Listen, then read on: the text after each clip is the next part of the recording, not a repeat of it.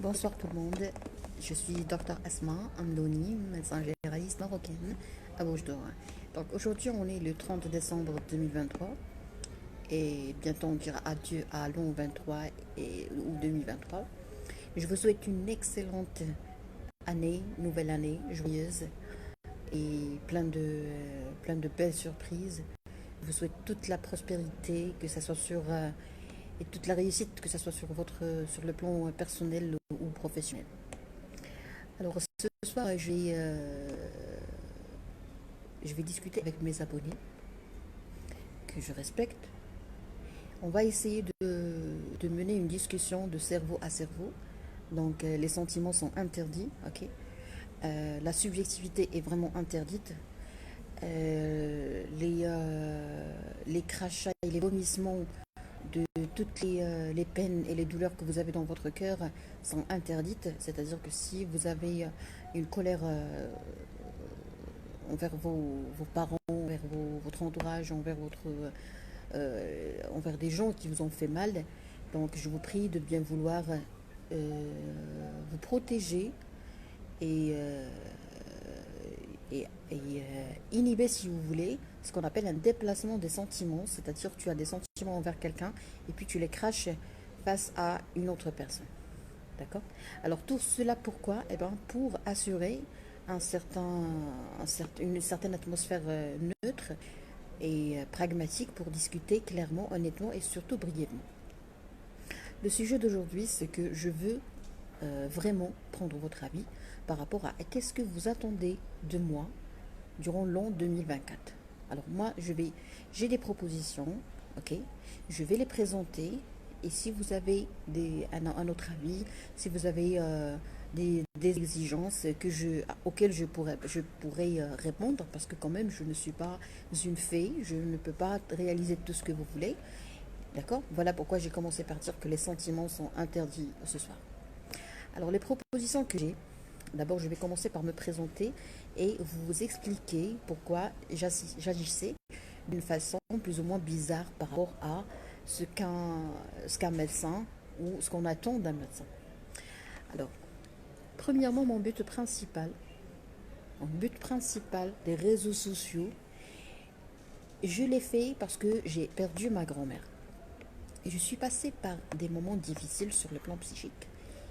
Et puis la première vidéo que j'ai faite, que j'ai publiée, c'était par rapport à l'hypertension artérielle, tout simplement parce que ma grand-mère, que son âme repose en paix, et celle de vos proches et des gens que vous aimez, alors elle avait une hypertension artérielle compliquée d'AVC ischémique, ce qui a entraîné des problèmes de santé. Et avec un esprit sportif, j'aimerais vous dire que je ne savais pas comment vivre le deuil. Moi, actuellement, j'ai appris à vivre le deuil, j'ai appris à admettre, j'ai appris beaucoup de choses que j'en avais besoin. Donc, lorsque je parle sur les réseaux sociaux, ça ne m'intéresse pas votre avis, ma réputation, la réputation de mon cabinet, les jugements des gens, ça me fait ni froid ni chaud. Par contre, la chose à laquelle je tiens, c'est de passer mon message et d'assurer de la réception de mon message à toute personne qui a besoin d'entendre ce que je veux dire. Par exemple, lorsque je parle, mon but principal professionnel, bien loin de cette histoire plus ou moins tragique, mon but c'est l'addiction, la dépendance. Ok. Idman. La drogue, le tabac, l'alcool. Bonsoir tout le monde. Alors la chose la plus importante pour moi sur les réseaux sociaux, c'est aider les jeunes naïfs.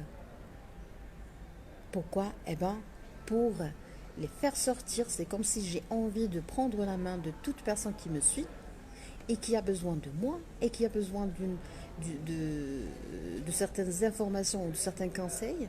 Pourquoi? Eh bien, pour sortir de l'obscurité.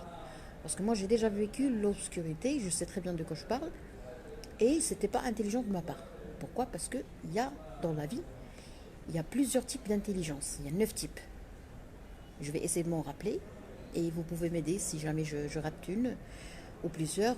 Alors, Ce qui est très méchant dans le développement personnel ou dans l'éducation, c'est que on ne fait pas attention à tous ces types d'intelligence. Voilà pourquoi tu tombes dans l'obscurité. Alors, malheureusement, nous avons tous été jugés intelligents en se basant uniquement sur l'intelligence logico-mathématique.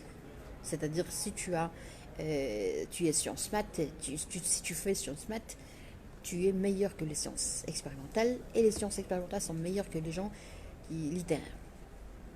Ça, c'est du n'importe quoi, ça, c'est la stupidité. Quand on juge les gens qui n'ont pas une bonne moyenne en mathématiques comme étant des stupides, cela veut dire que c'est nous les stupides, avec tous mes respects à toute personne qui ne sait pas encore qu'elle est stupide. Ce n'est pas une insulte, mais c'est une réalité. On appelle un chat un chat. Alors l'obscurité dans laquelle vivent des gens, dans laquelle une personne X que je ne connais pas, moi j'ai pas envie de vous connaître, pour être clair, pour ne pas être hypocrite, j'ai pas envie de vous connaître et vous n'êtes pas obligé de me connaître. Je ne suis pas meilleure que vous, je ne suis pas parfaite, d'accord? Alors, je ne suis pas parfaite, je ne suis pas votre modèle. Je suis un être humain qui a une vie et qui s'attache vraiment à l'idée qu'on est tous uniques. On ne se ressemble pas et je ne suis pas obligée de suivre le parcours de tous les médecins. On ne fait pas le clonage ici. On est tous uniques. Alors, maintenant, on va citer quelques types d'intelligence qui vont vous aider. Alors voilà, maintenant, on va baigner. On va surfer, si vous voulez, dans le monde de la médecine 5 étoiles. C'est-à-dire que vous allez découvrir ce soir le délice de la médecine 5 étoiles. Alors, cette médecine 5 étoiles, c'est quoi? En fait, c'est tout savoir sur le patient. Tout. Vraiment tout. Ben, si tu veux traiter quelqu'un, tu dois le connaître. Si tu veux aider quelqu'un, tu dois l'écouter. Si tu veux servir quelqu'un, eh ben, tu dois être disponible. Si tu veux rendre service à quelqu'un, tu dois être accessible. Et d'autres conditions. Alors, pour aider un patient à guérir, il faut toujours savoir et garder dans la tête que le médicament est insuffisant. Il est obligatoire, oui, on est bien d'accord. Mais il faut savoir que il faut fournir un effort pour comprendre la vie. Parce que pour être heureux dans la vie, il faut connaître la vie. Et pour connaître la vie, il faut discuter avec des gens qui connaissent la vie plus que toi. Donc tu as besoin de plusieurs références. On a déjà traité le sujet des références. Alors si toi tu as une seule référence, tu es en danger. Alors là, on va baigner un peu dans le monde de la culture générale. Tu n'as pas une culture générale, tu ne peux pas être en bonne santé. Point à la ligne. Tu n'as pas une culture générale, tu ne peux pas avoir de bonnes relations. Et si tu n'as pas de bonnes relations, si tu n'es pas bien développé, si tu n'as pas un équilibre relationnel et surtout émotionnel, tu ne peux pas être en bonne santé. Parce que l'Organisation mondiale de la santé définit la santé comme étant un complet état de bien-être physique, psychique et mental. Donc, à ce moment-là, qu'est-ce qu'il faut faire? Je vais citer les types d'intelligence que tu dois absolument développer pour ne pas tomber dans l'obscurité. Alors, premièrement, on a l'intelligence logico-mathématique, je pense que vous la connaissez tous. Puis, l'intelligence linguistique, l'intelligence naturaliste, l'intelligence corporelle, l'intelligence émotionnelle, l'intelligence musicale, l'intelligence intrapersonnelle et l'intelligence interpersonnelle. Alors, je vous invite à découvrir l'intelligence intrapersonnelle. Pourquoi? Parce que quand on est dans un monde d'obscurité, quand on est dans un monde de solitude, on est seul. Hein? Donc, qu'est-ce qu'on développe?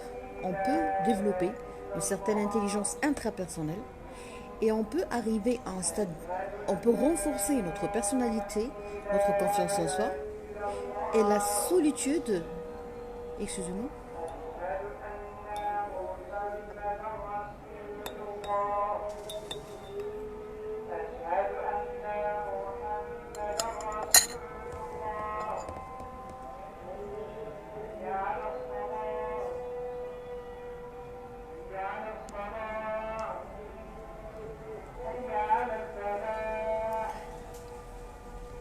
Le plaisir est partagé, Madame Amina. Bonne année à vous aussi. Vous êtes si aimable.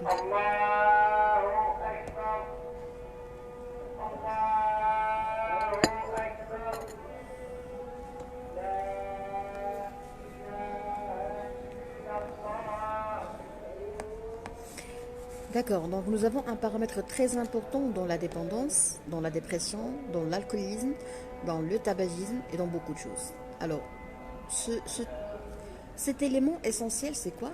Sur lequel on peut jouer, parce que pour être vraiment intelligent, il faut apprendre à manipuler le système D. Le système D, c'est quoi? C'est les moyens de bord.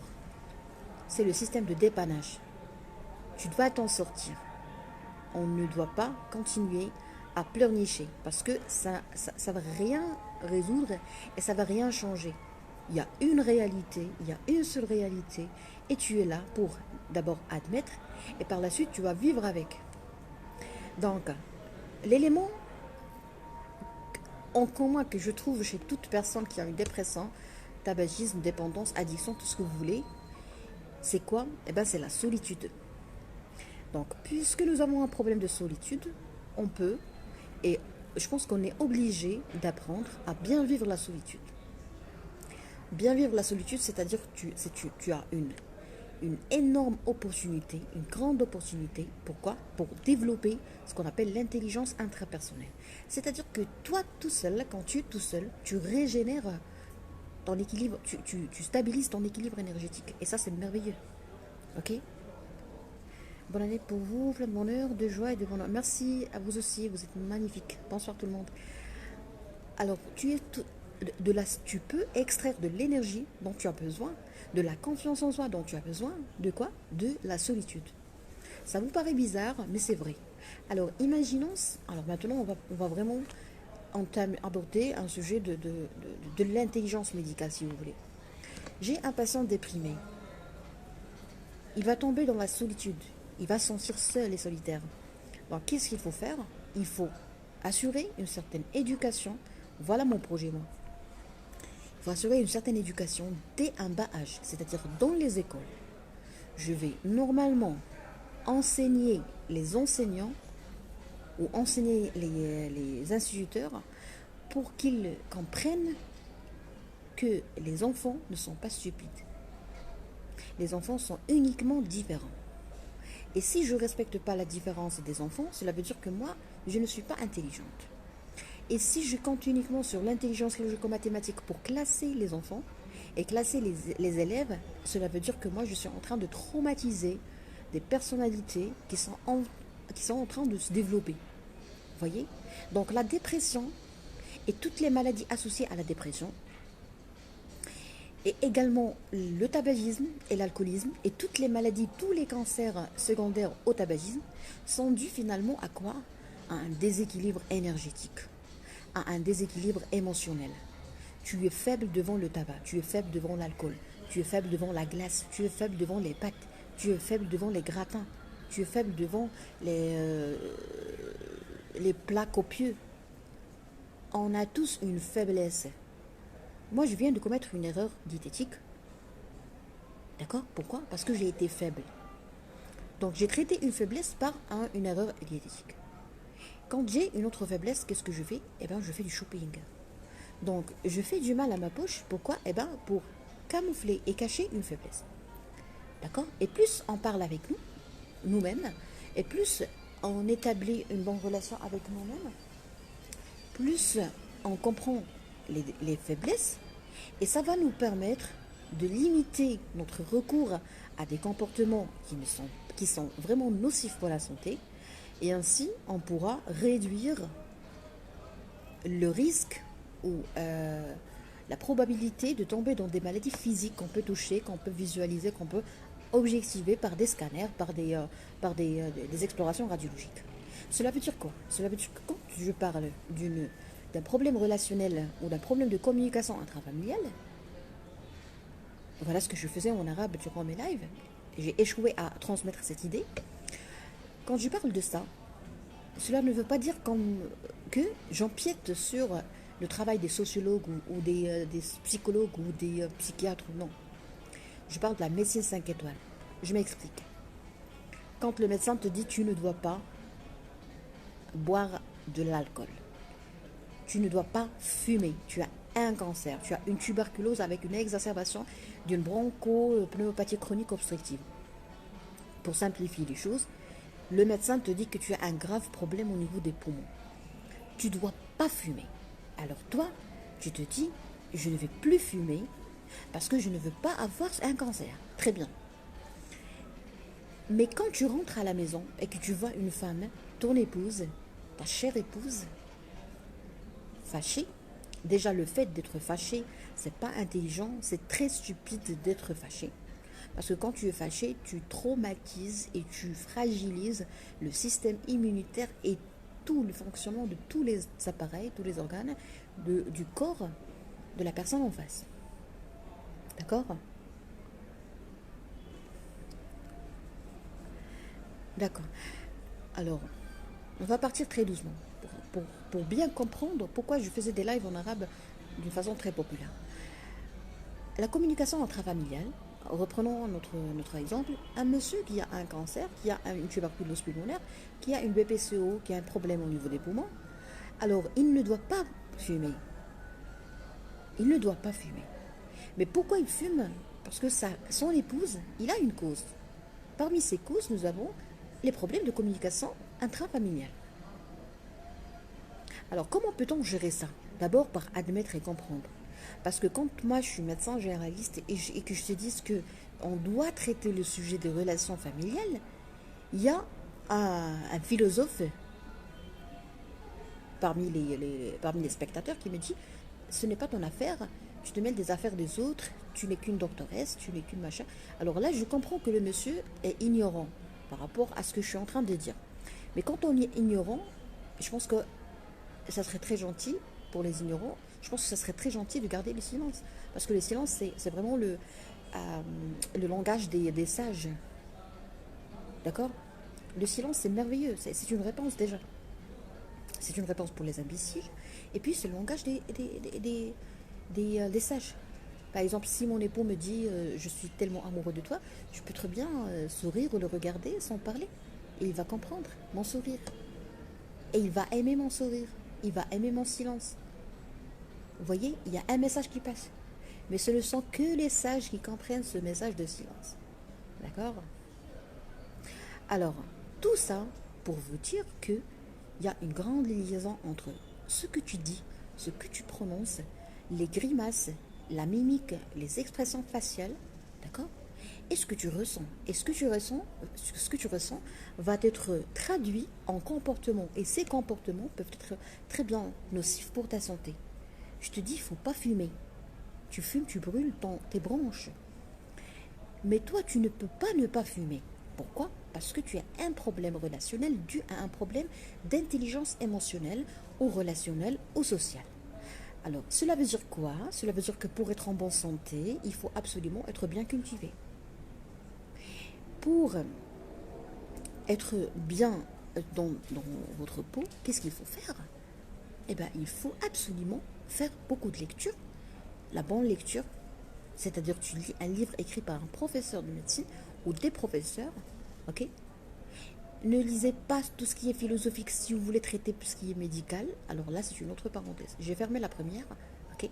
Je vous ai expliqué pourquoi je vous donne l'impression que je dépasse ou que je fais des hors-sujets, alors que ce ne sont pas des hors-sujets.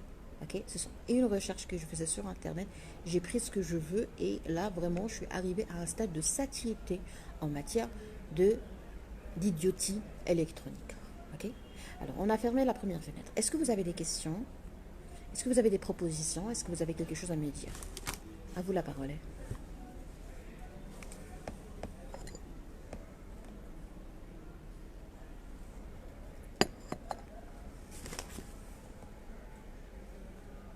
Alors là, j'ai expliqué pourquoi je suis bizarre. D'accord? Pour mes réactions, ça rentre dans le cadre de la manipulation ou la réponse à la manipulation. Ça, c'est un sujet qui est vraiment huge, si vous voulez. Ok? Je pense qu'il y a un petit écart chronologique entre l'émission du commentaire et l'apparition et son apparition ici. Alors je vais patienter quand même pour lire vos pertinentes remarques. Est-ce que vous avez des demandes? Est-ce que vous avez besoin de quelque chose de moi? Est-ce que je peux vous être utile? Parce que moi, je vise uniquement les jeunes, je vise uniquement les naïfs, je vise uniquement les gens qui ont un problème de dépendance. Alcool, tabac, alcool, tabac, alcool, tabac, bien sûr, ecstasy, cocaïne, tout ce que vous voulez. Eau de vie, la dépression, l'automédication, tout ce qui est en rapport avec. Alors, je pense qu'il n'y a pas de remarques, il n'y a pas de demande, donc je vais poursuivre mon explication. Alors maintenant, je vais aborder un autre point très important. Il s'agit de quoi? Il s'agit de pourquoi je suis vulgaire sur les réseaux sociaux. D'accord? Le mot vulgaire est très relatif. Par exemple, il y a des gens qui disent fils de pute pour lui, en arabe. Pour lui, il n'était pas vulgaire. D'accord?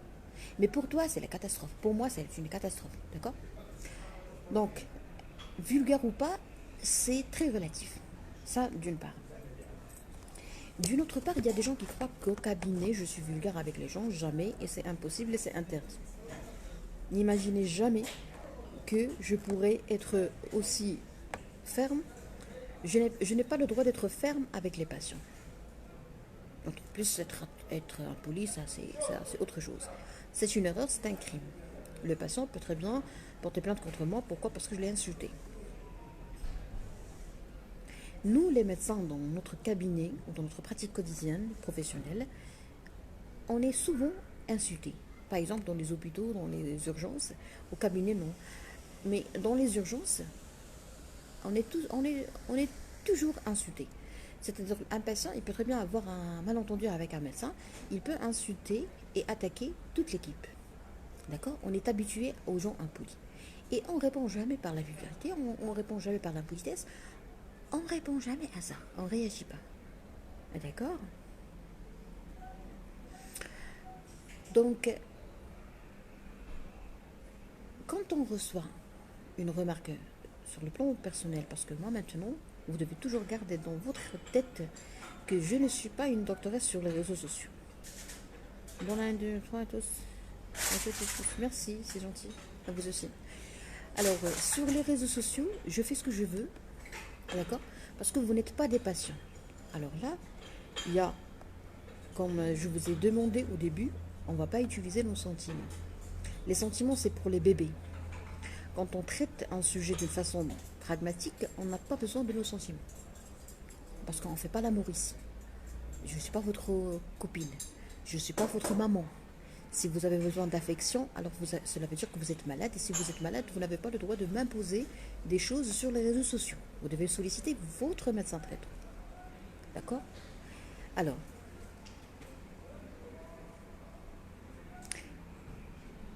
sur les réseaux sociaux, je ne suis pas votre docteur et doctoresse et vous n'êtes pas mes patients.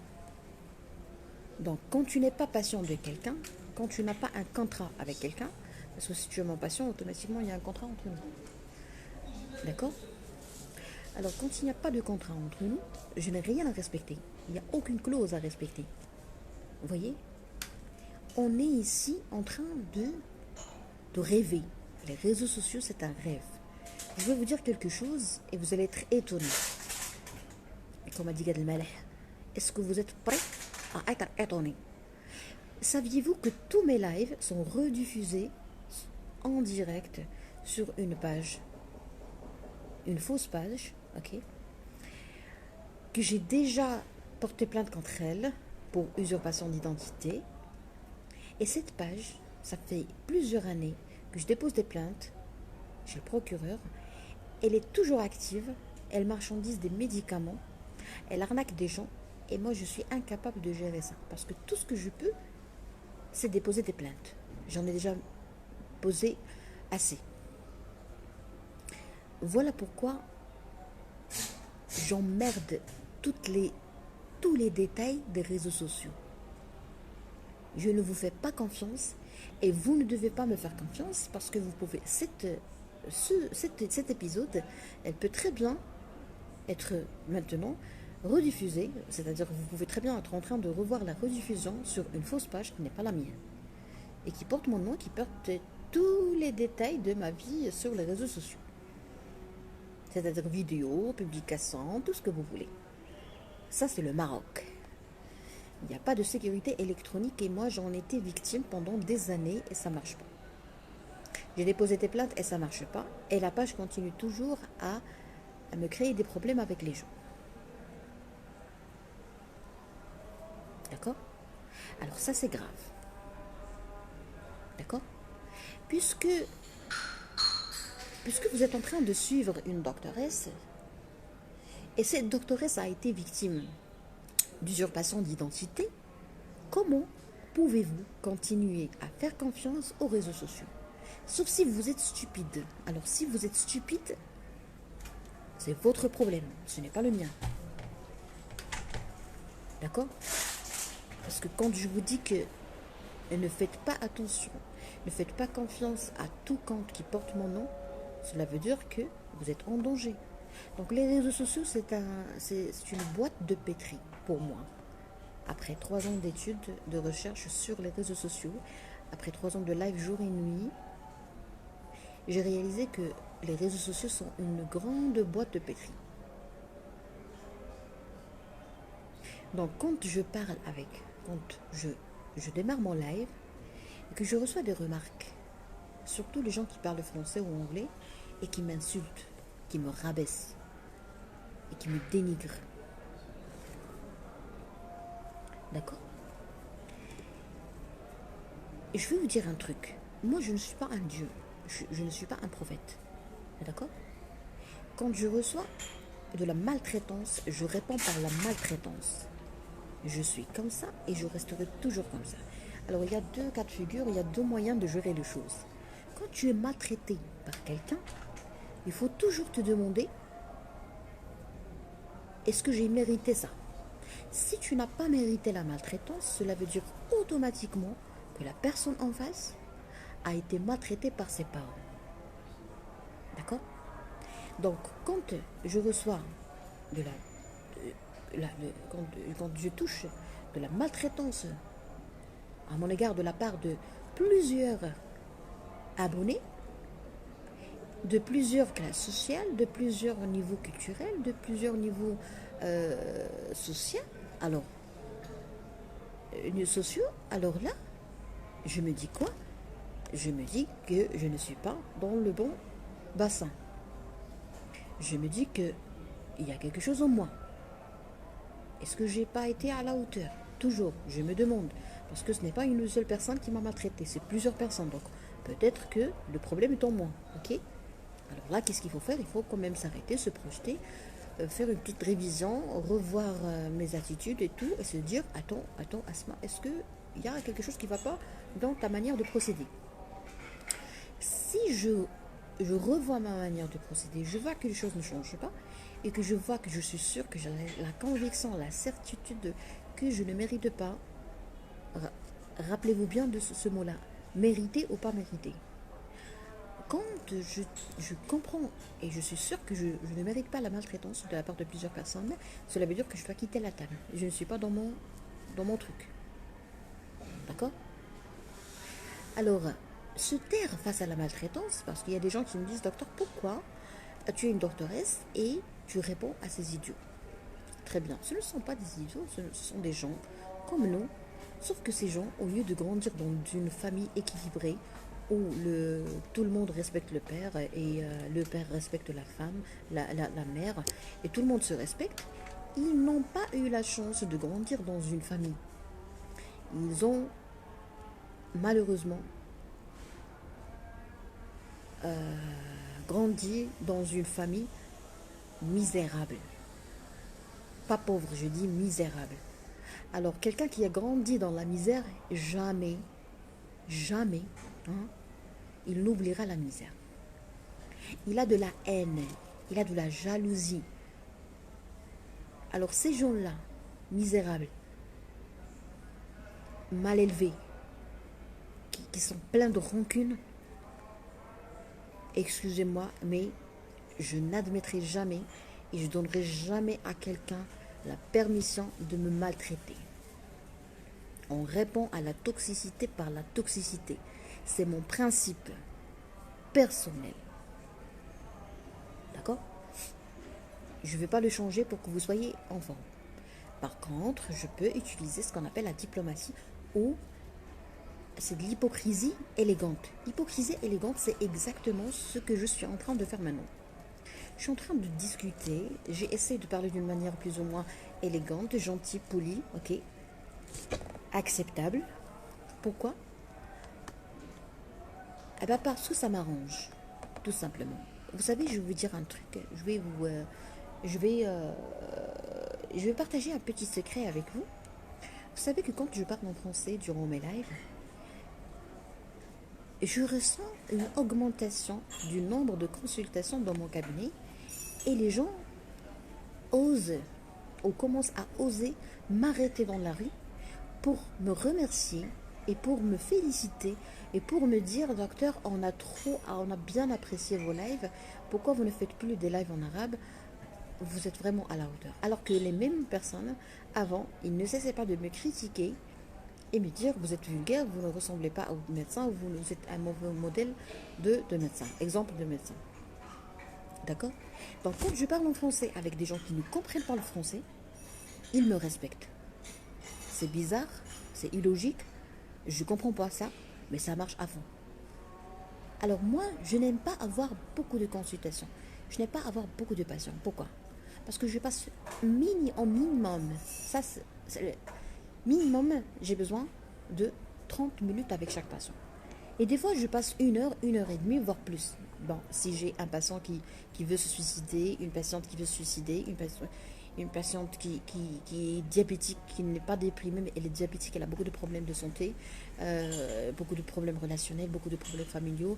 Quand j'ai un problème d'une fille, par exemple un cas de fugue, je sais pas, des fois...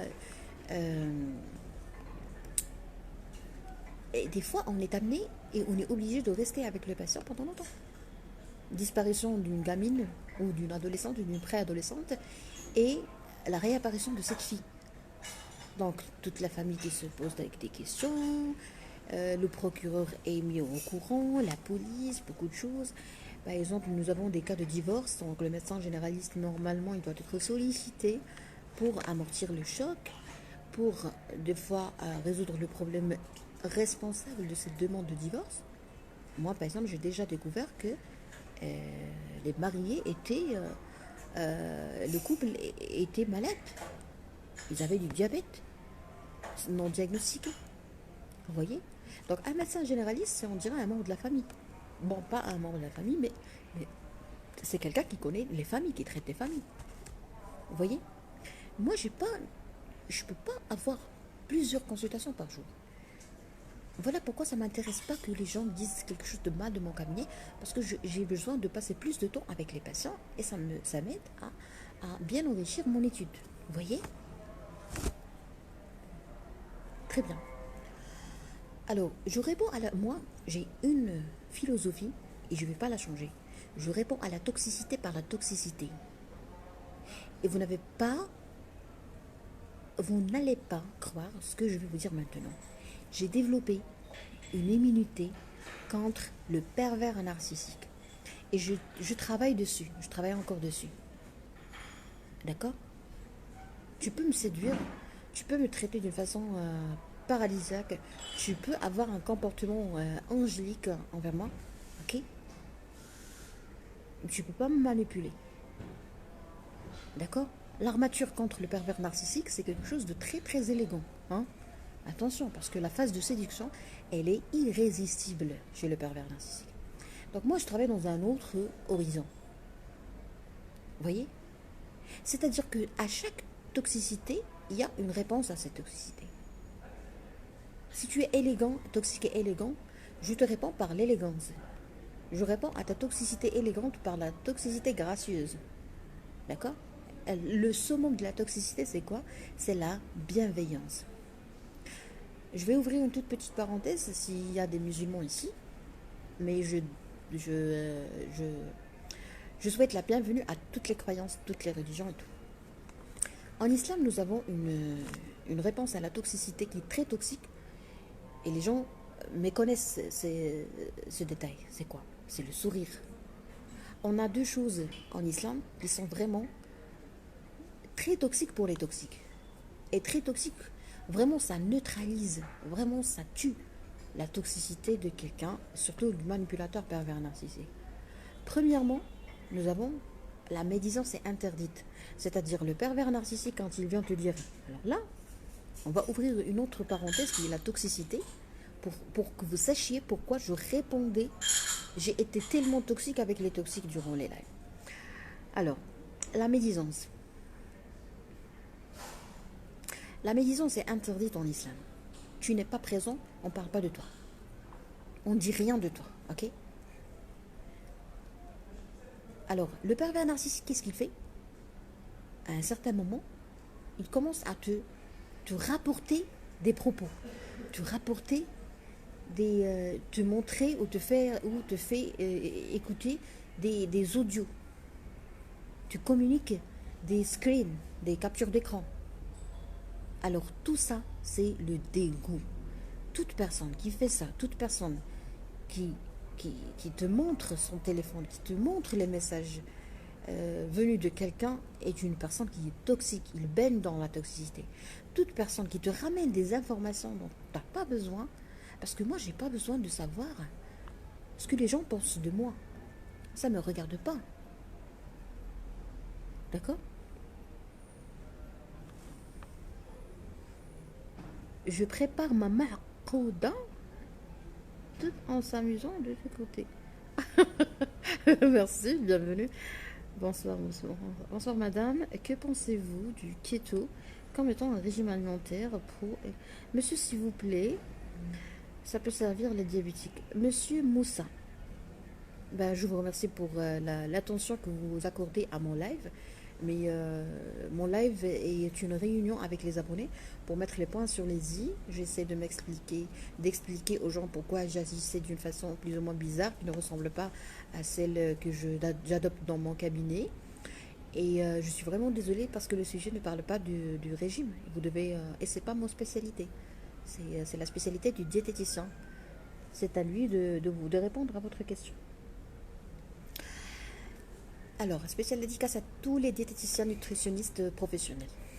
Je ne parle pas des gens qui ont étudié de moi. Alors, la toxicité. On a fermé la deuxième fenêtre, d'accord? Qui parle de pourquoi je suis toxique avec les gens, parce qu'ils méritent que je sois toxique avec eux. Maintenant, on va ouvrir une grande parenthèse qui s'appelle la toxicité, l'immunité contre le pervers narcissique. L'immunité contre les manipulateurs. Sur les réseaux sociaux, il n'y a que des manipulateurs.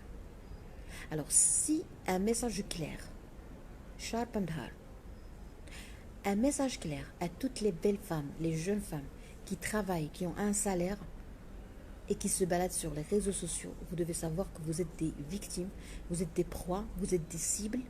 Il y a des gens qui ont un plan de travail bien fait, bien établi, pour séduire les femmes comme vous, pour prendre leur argent. Donc, s'il vous plaît, arrêtez de chercher les idiots sur les réseaux sociaux.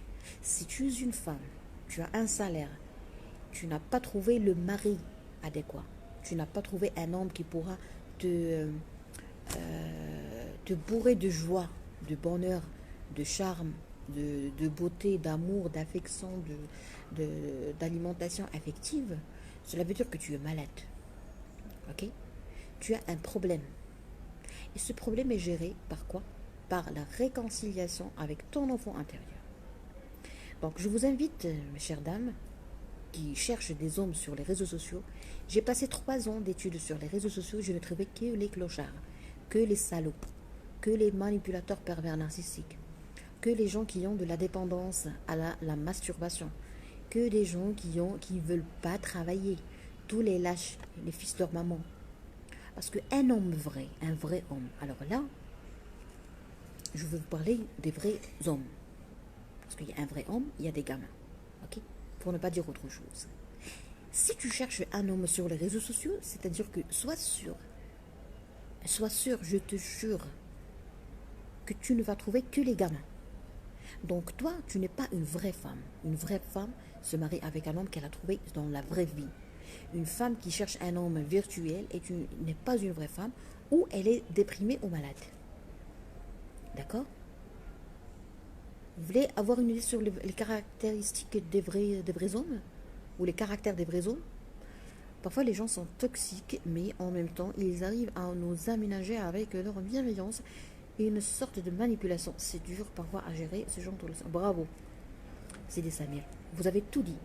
Pourquoi? Parce que tous les manipulateurs commencent par une phase qui s'appelle la phase de séduction. Elle n'est pas paradisiaque. Tu as l'impression que tu parles à un ange. Tu ne parles pas avec un être humain.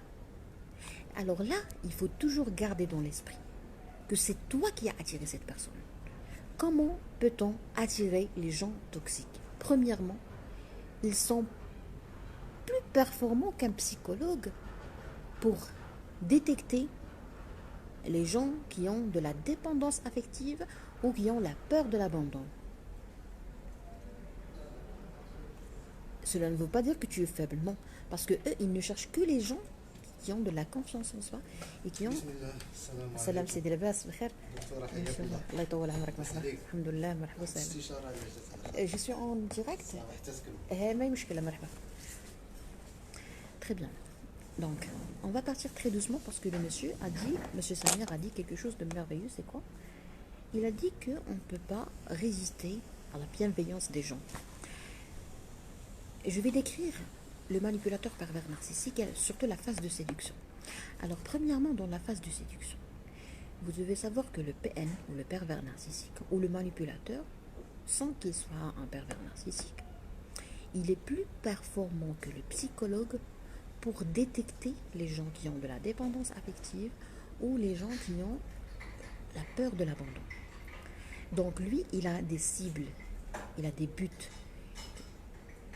Toi, tu es une cible. Il n'est pas en train de détecter, il est en train de guetter, de chercher.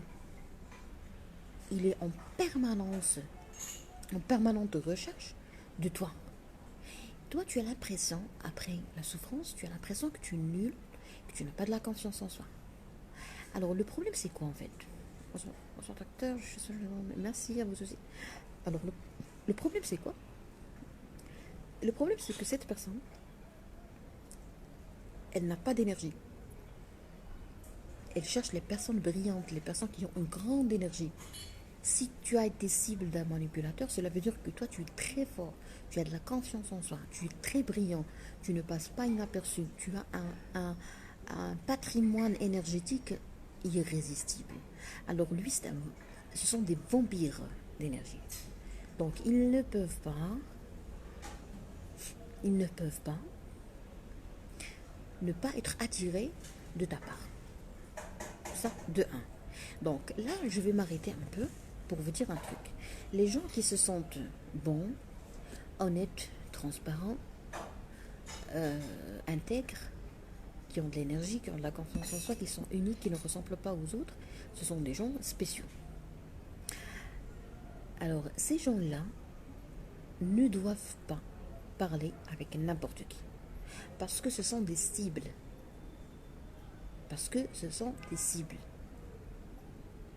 Tu ne dois pas être modeste avec les gens. Vous n'avez pas le droit d'être modeste avec une personne toxique.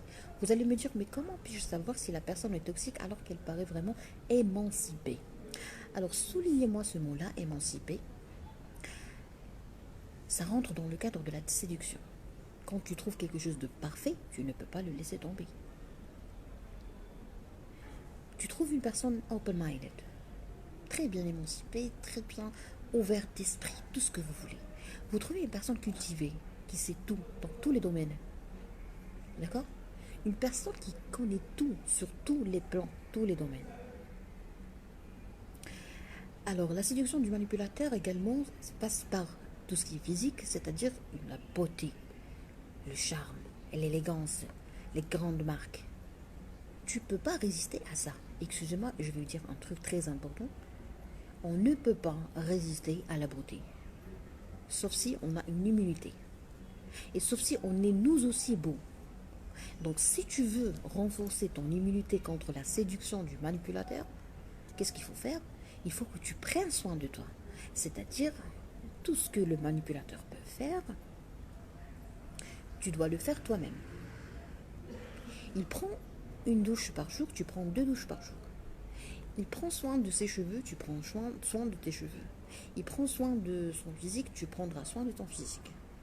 Alors à ce moment-là, il faut toujours garder dans l'esprit que la confiance en soi est en partie liée à ton physique. Tu ne peux pas être confiant en toi alors que tu viens de passer de beaux moments dans un match de foot, ok? Tu en plein hyper sudation, ok? Tu as plein de sueur sur toi, tu sens mauvais, ou tu sens bon, les gens savent que tu as plein de sueur, tu t'es pas lavé, tu n'as pas pris ta douche, et tu as mis ton costard pour partir, par exemple, dans une cérémonie de mariage. Est-ce que tu peux avoir de la confiance en soi? Pour l'amour du Dieu, répondez-moi. Ben non. Ben non. Parce que ton physique est affreux. Tu as enlevé tes baskets ou tes chaussures de sport et tu as mis tes paires de chaussures. Mais c'est classe, mais c'est pas possible. Mais c'est incroyable. Mais comment peux-tu sentir de la confiance en soi? D'accord? Donc le pervers narcissique, quand il te voit, tu perds en partie la confiance en soi devant lui et tu le prends pour quelqu'un de supérieur à toi. Et quand ce supérieur est très modeste avec toi, très aimable, tu as l'impression que tu parles avec un ange. Alors, et plus nous avons un élément très important, ce sont les cadeaux et les offres. Tu es un homme, tu es avec une perverse narcissique. Elle peut ne pas t'offrir des choses, mais elle peut t'offrir le temps, l'écoute. Le manipulateur, il te tue, il t'hypnotise, il t'anesthésie. Par quoi? Par l'écoute. Il est très attentif. Le manipulateur est très attentif. Il fait attention à tous les détails. C'est comme si c'était un commissaire. Pourquoi il fait attention à tous les détails? Pour comprendre ta personnalité. Et une fois qu'il comprend ta personnalité, il te grille.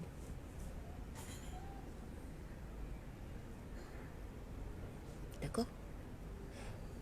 Tu ne dois pas, encore une fois, on va revenir à l'islam, on ne doit jamais tout dire aux gens. Parce que quand les gens qui savent tout sur toi vont te détruire. Ou ils vont tenter de te détruire. Et s'ils n'arrivent pas à te détruire, ils vont détruire l'espoir dans ton cœur. Voilà pourquoi nous avons toujours besoin d'être accompagnés. Pourquoi? Parce que ça amortit le choc et ça nous prévient, ça nous aide ça nous protège de la déception. Si tu veux tuer quelqu'un, pousse-lui à perdre l'espoir. Si tu veux tuer quelqu'un, pousse-lui à ne pas faire confiance, à ne pas être confiant. Alors le pervers narcissique ou le manipulateur, qu'est-ce qu'il fait? Ou les ingrats, il y a des gens qui ne sont même pas des manipulateurs, mais ce sont des idiots. Qu'est-ce qu'ils font? Il est très gentil avec toi. Il te dit, je suis à ton écoute. Et si toi tu as besoin d'être écouté comme tout le monde, au lieu de s'adresser à un médecin ou au lieu de faire la prière, d'accord? Parce qu'il y a des gens qui quand ils font la prière, ils se sont vraiment allégés. Moi, je vous invite et je vous encourage à parler avec votre médecin. Parce que le médecin va toujours garder ton secret. D'accord? C'est obligatoire. Le manipulateur, qu'est-ce qu'il fait? Il ouvre ton cœur, il déverrouille ton cœur. Il t'hypnotise avec... tu tombes sous son charme et tu as l'impression que tu ne verras jamais une personne pareille. Si tu as l'idée dans ta tête que jamais tu trouveras une personne pareille, cela veut dire que vraiment tu es en danger.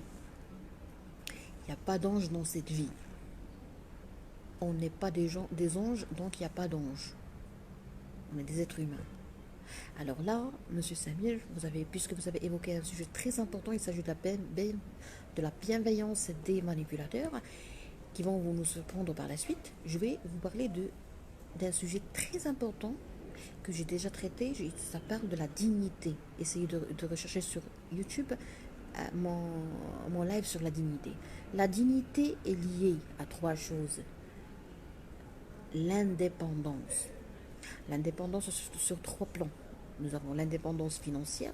Si tu n'as pas d'argent, tu n'es pas un homme. Garde toujours ça dans l'esprit. Tu n'es pas respecté.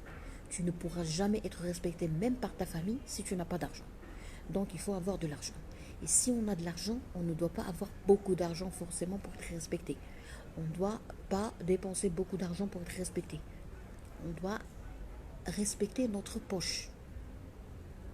Tu as les moyens de prendre un café qui coûte 10 dirhams, tu prends un café qui coûte 10 dirhams. Tu as les moyens pour donner un pourboire qui coûte 20 dirhams, tu donnes 20 dirhams. Tu n'as pas les moyens, tu donnes 1 dirham. Ou tu ne donnes pas de pourboire, tu lui dis je suis pauvre. Si tu respectes ta classe sociale, tu seras un roi là où tu es. Moi, je respecte intensément. Je vous jure, hein, je respecte les hommes pauvres qui respectent leur classe sociale. Un homme pauvre, il doit uniquement être propre. Et moi, j'adore. Hein. Excusez-moi, je ne suis pas raciste. Je souhaite la bienvenue à tout le monde. Mais j'adore, je respecte, j'apprécie les hommes qui sont propres, qui font de la prière et qui ne saluent pas les femmes par la main. C'est comme s'ils disent à tout le monde, je m'aime. Quand ils ne saluent pas la femme, c'est comme si il dit à toutes les femmes que moi, je ne suis pas un frustré. Moi, j'ai une dignité. Moi, je me respecte. Moi, j'aime mon corps. Quand l'homme arrive au stade d'aimer son corps, je ne parle pas du narcissique. Quand l'homme respecte son corps, il devient vraiment waouh. Alors, pour ne pas tomber dans le piège des manipulateurs, premièrement, on a parlé de l'indépendance sur le plan financier, sur le plan affectif, l'indépendance affective, et puis l'indépendance culturelle. Le manipulateur pervers narcissique, il te tue, il te grille. Pourquoi? Parce que tu as de la dépendance financière. Il t'offre des cadeaux. Il t'invite à des choses. Tu ne dois permettre à aucune personne de t'inviter à des choses que tu ne peux pas y accéder. D'accord? Et essaie de minimiser les cadeaux.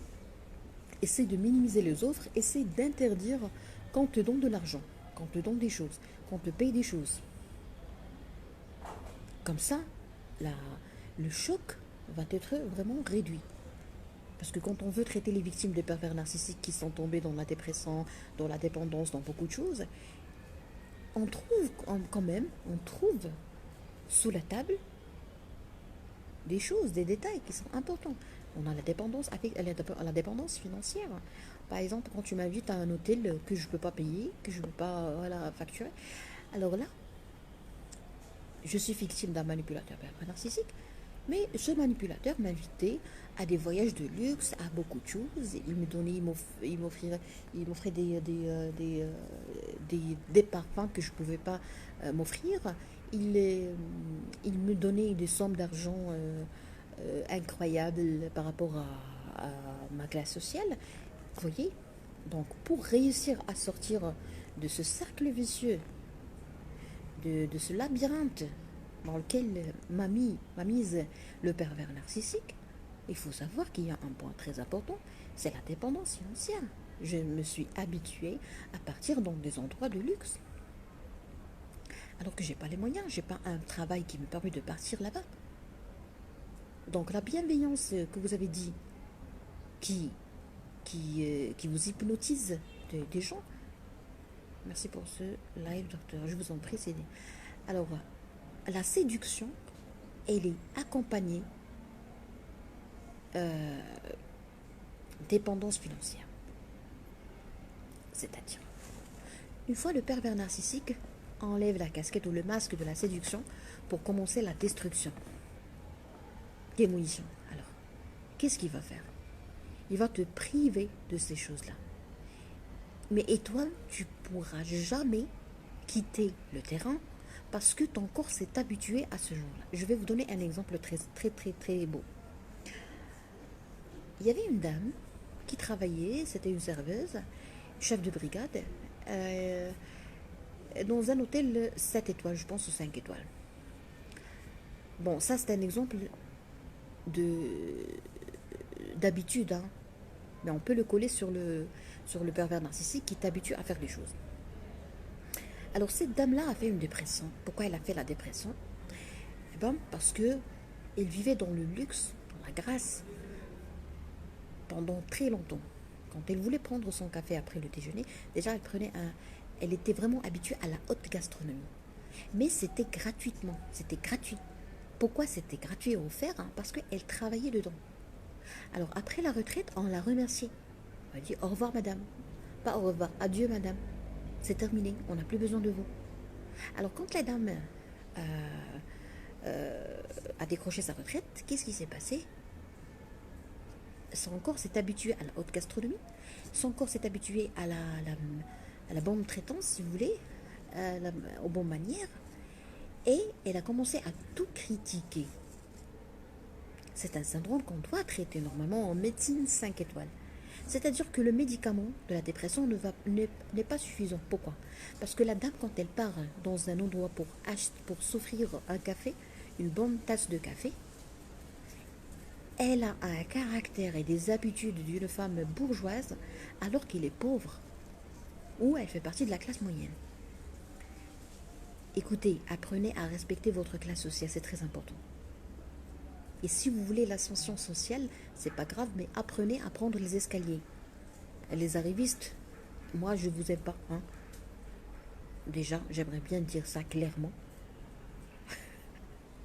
Les arrivistes sont nocifs pour la santé, mais ils tombent dans un autre problème. Très bien. Alors, si vous avez remarqué cette femme qui s'est habituée à prendre des cafés qui coûtent très très très cher, son salaire, ou ce qui reste de son salaire après sa retraite, n'est pas suffisant pour qu'il revive les mêmes expériences. Alors ça fait mal. Donc, quand tu t'es habitué à la séduction et au comportement vraiment magnifique de ce manipulateur ou de cette manipulatrice, attention parce qu'il y a des femmes manipulatrices, qu'est-ce qui t'arrive par la suite? Tu deviens un esclave. C'est de l'esclavage. C'est-à-dire que tu trouves une victime, elle te dit je suis victime de manipulateur narcissique, mais docteur, je ne peux pas le quitter. Parce que moi, je me suis habituée à partir dans des endroits de haute gastronomie, dans des endroits très chics, très classe, et auxquels les gens ne peuvent pas accéder. Je n'ai pas les moyens pour accéder toute seule à ces gens-là. Donc ça rentre dans le cadre de la dépendance financière. Alors si vous avez remarqué, on est parti de la médecine à tout ce qui est financier.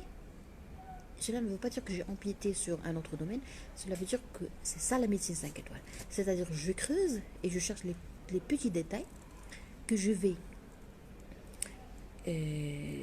emballer pour bien orienter ma patiente à son médecin psychiatre. Parce que nous, les médecins, on fait un travail d'équipe. Ce n'est pas moi qui fais la prise en charge totale ou la prise en charge psychiatrique ou psychique des gens. Mais je dois faire une bonne orientation. C'est-à-dire que quand le médecin psychiatre ouvre ma lettre d'orientation, il doit tout comprendre. S'il ne comprend pas ce que la dame a à partir depuis ma lettre d'orientation, ça veut dire que moi, je n'ai pas fait mon travail.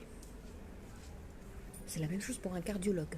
Si je veux orienter un patient à son cardiologue, je dois faire l'auscultation cardiaque, je dois trouver la valvulopathie, je dois trouver le souffle, le bruit, je dois trouver par exemple ce qu'on appelle la danse de la carotide, je dois trouver la turgescence des veines jugulaires, je dois trouver une hépatomégalie. S'il a une ischémie des membres inférieurs, je vais dire que j'ai pas trouvé le pouls poplité, mais j'ai trouvé le pouls pédieux, parce que nous avons ce qu'on appelle une circulation de suppléance. Vous voyez? Alors tout ça ne veut pas dire que moi je vais devenir cardiologue, mais cela veut dire que je respecte le cardiologue. Je lui parle un langage cardiologique. D'accord? Pourquoi? Eh bien, parce que je suis médecin généraliste. D'accord? Très bien. Le souffle, c'est la vie. Non, le souffle, c'est un bruit qu'on peut sentir, qu'on peut écouter, qu'on peut entendre quand on met le stéthoscope sur le cœur des gens. C'est un bruit qui montre que nous avons un problème cardiaque. Très bien. Alors, tout ça pour vous dire, monsieur Samir, que dans la phase de séduction, la phase de bienveillance, comme vous l'avez appelé, j'ai beau aimer cette description parce que je cherche en permanence des expressions très simples pour les dire aux gens. Quand on dit phase de séduction, il y a des gens qui me disent non, docteur, c'est un homme comme moi. Donc, la phase de séduction, je ne suis pas un homosexuel. Ou quand une femme est victime de sa mère qui est perverse narcissique, on ne parle pas de la séduction. Ou d'une copine ou d'une cousine perverse narcissique, ou d'une collègue perverse narcissique. Elle me dit non, docteur, je ne suis pas une lesbienne, pourquoi vous me parlez de phase de séduction? Par contre, si je dis phase de bienveillance, ça c'est merveilleux. Alors, la dépendance financière.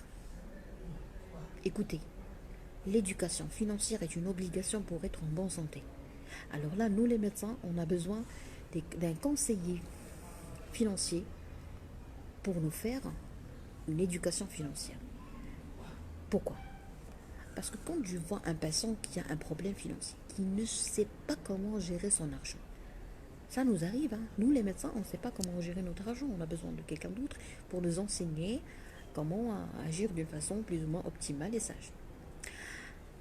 Alors, quelle est la liaison, quelle est la relation entre manipulation, éducation financière ou comportement financier? D'accord? Alors, monsieur Karim, je suis désolée, mais vraiment vous parlez à travers votre chapeau. Hmm? Vous feriez mieux de vous taire, s'il vous plaît, parce que je ne sais même pas, est-ce que vous êtes en train de délire ou je ne sais pas moi, avec tous mes respects. Alors, quelle est la relation entre la manipulation, l'éducation financière, la dépendance financière et la dégradation de l'autodestruction? Tu as une relation avec quelqu'un. Ce quelqu'un est un manipulateur pervers narcissique. Toi, tu ne sais pas que c'est un manipulateur et tu ne veux pas le savoir. Tu te sens très à l'aise. Quand tu te sens très à l'aise, tu dois toujours penser à un rêve qu'on a tous, je pense, vécu. C'est le rêve de sentir que tu es en train de faire pipi. Est-ce que vous avez déjà fait ce cauchemar? Pas un cauchemar, ce rêve. Moi, j'ai déjà vécu ça. Je pense à 2 reprises. Est-ce que vous avez déjà vu dans votre rêve, durant votre enfance, que vous êtes bien assis, bien installé dans vos toilettes, que vous êtes en train de faire pipi? Et le lendemain, vous vous êtes trouvé vraiment dans les toilettes. Parce que vous avez fait pipi sur le lit. Alors, vous vous rappelez très bien de ce sentiment merveilleux. Pourquoi? Parce que vous vous êtes débarrassé d'une quantité importante d'urine coincée dans votre vessie. Vous êtes soulagé. D'accord? C'est ça le sentiment que tu ressens avec un pervers narcissique. Tu te mens. Parce que quand tu rêves que tu fais pipi, ce n'est pas un rêve. Tu as fait une catastrophe. Tu as fait pipi dans le lit. Une catastrophe, mais bon. Alors, quand tu es avec un pervers narcissique, tu te sens soulagé, mais tu n'es pas soulagé. Tu es en train de te noyer. D'accord?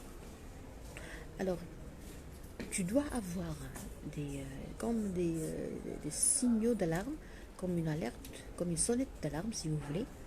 À chaque fois que quelqu'un veut te séduire, tu dois te poser la question. Pourquoi il fait ça? Est-ce que j'ai mérité ça? D'accord? Comment les gens peuvent te séduire? Premièrement, par l'inspection. L'inspection et l'enquête. On fait une enquête. C'est toujours un connard de ton entourage qui transmet toutes tes informations. Alors là, je vais vous donner une astuce merveilleuse et très très très précieuse. Si tu as un ami qui cherche à connaître tous les détails de ta vie, cela veut dire que tu es en danger. Ne parlez pas trop vite, nous ne sommes pas tous des médecins. Ah oui, je suis désolée. Pertinente remarque. Alors, on va parler de la séduction, du pervers narcissique et pourquoi tu ne peux pas résister à la bienveillance.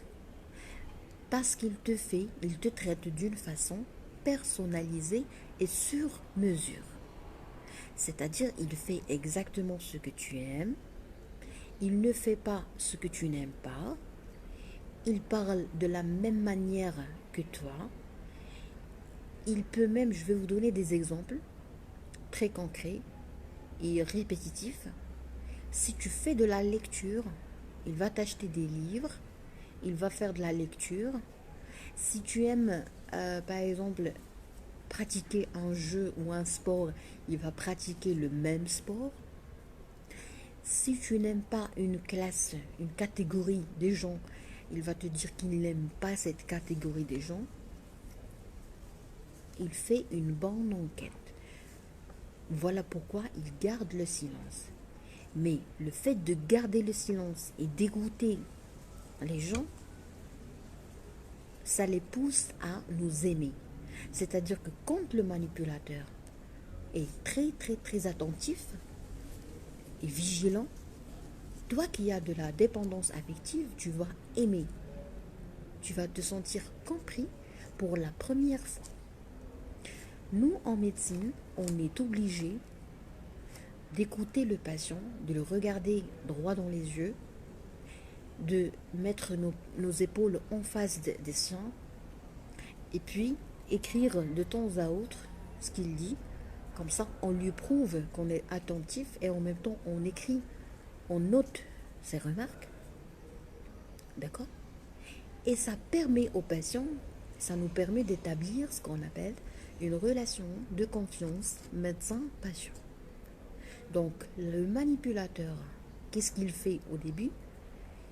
Il a bien étudié ça et il le pratique. Il est comme un perroquet, le manipulateur. Quand il lit quelque chose, il le pratique. Point. Les manipulateurs actuellement, ils lisent beaucoup les bouquins de développement personnel. Et toi, quand tu écoutes déjà le mot développement personnel, tu tombes sous le charme parce que tu es assoiffé. Donc, l'immunité contre la manipulation, c'est quoi? C'est ne pas être assoiffé. D'accord? Moi, par exemple, je fais des soins de mon corps. Alors, si un manipulateur, si mon mari est manipulateur, ou si quelqu'un d'autre veut me manipuler en m'invitant à un salon où je peux bénéficier de ces soins, ça ne va pas marcher. Pourquoi? Parce que je ne suis pas assoiffée à ça. Et avec un esprit sportif, je vais vous dire ça, il y a des choses auxquelles je ne peux pas accéder, qui me dépassent, qui ne font pas partie de ma classe sociale actuellement. Donc, qu'est-ce que je fais quand quelqu'un m'invite à faire cela? Je réponds par non. Si je n'ai pas les moyens d'accéder à quelque chose, je n'accède pas. Mais je garde ça dans ma tête, je travaille dessus et je peux le faire. Et si quelqu'un m'invite ou m'offre des choses au quotidien, alors que moi, je n'ai pas les capacités pour me l'offrir au quotidien, je fais ça toute seule, une fois par semaine ou une fois par mois. Donc, si tu respectes ta classe sociale, tu ne pourras jamais être facilement manipulé. Tout cela rentre dans le cadre de la partie financière de la dépendance à un manipulateur. Tu es manipulateur, ok. Tu es fort, ok. Tu es intelligent, ok. Tu es vraiment passionné, patient, ok. Tu sais jouer, ok. On va jouer. Premièrement, tu ne vas pas me séduire avec l'argent. Deuxièmement, je ne suis pas assoiffé. Je ne suis pas matérialiste. Troisièmement, je ne cherche pas les opportunités. Je ne suis pas opportuniste.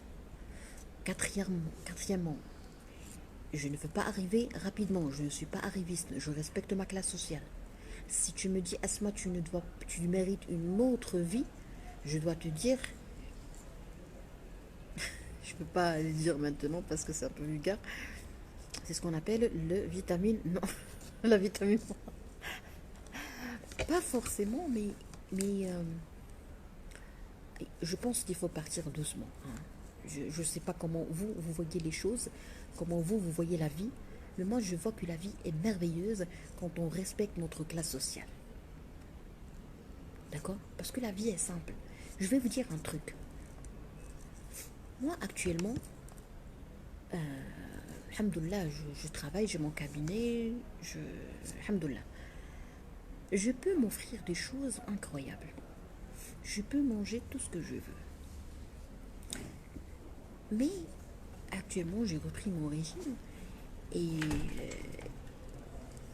et je remarquais que quand je reprends mon régime alimentaire, qu'est-ce que je fais? Je mange des choses comme les pauvres. Bien sûr, pas tous les repas pour ne pas être hypocrite, hein. Mais je remarque que je n'ai pas besoin d'une fortune, bien sûr, à part les fruits secs, les poissons. Je ne crois pas que j'ai besoin d'une fortune pour manger, hein. Par contre, il y a des gens qui croient que ils doivent manger, ils doivent ingérer de grandes quantités d'aliments pour qu'ils se sentent à l'aise. Et ça, c'est pas vrai. Moi, je connais un archi-milliardaire.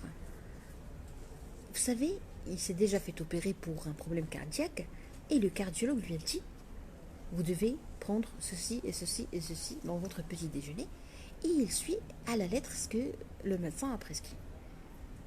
Et vraiment, c'est un petit déjeuner de pauvre. Mais c'est très bien pour la santé d'un archi-milliardaire marocain. Vous voyez? Donc la vie, je pense qu'elle n'est pas très compliquée. Peut-être qu'au début, on peut succomber au plan des manipulateurs, mais à endurer, tout le monde peut le savoir quand on fait face à une mauvaise personne. Bravo. Manipulatrice, toxique, donc ça engage que nous, pour le reste de la relation, si on continue à fermer les yeux, ce sera de notre faute. Oui, oui, ça c'est le raisonnement d'un homme. Alors là, il y a une grande différence entre un homme et une femme. Écoutez, avec tous mes respects aux femmes, mais permettez-moi, chère dame, de dire la vérité. Nous, les femmes, on est très faibles. On est très faibles. Si les hommes ont besoin d'un développement personnel ou d'une immunisation à la puissance 2, nous, les femmes, on a besoin d'une immunisation à la puissance 5 ou 6. Parce que les hommes, ils ont une mémoire bizarre par rapport à la mienne, à la nôtre, nous, les femmes. Nous, les femmes, on n'oublie pas. Il n'y a aucune chose dans la tête des femmes qui s'appelle oublier. Quand tu me dis quelque chose, tu me fais souffrir toute la journée. Par contre, un homme, il peut oublier rapidement. Quand il digère quelque chose, il le digère, il l'oublie. Nous, on n'oublie pas. Mon Dieu, mais on est incapable d'oublier.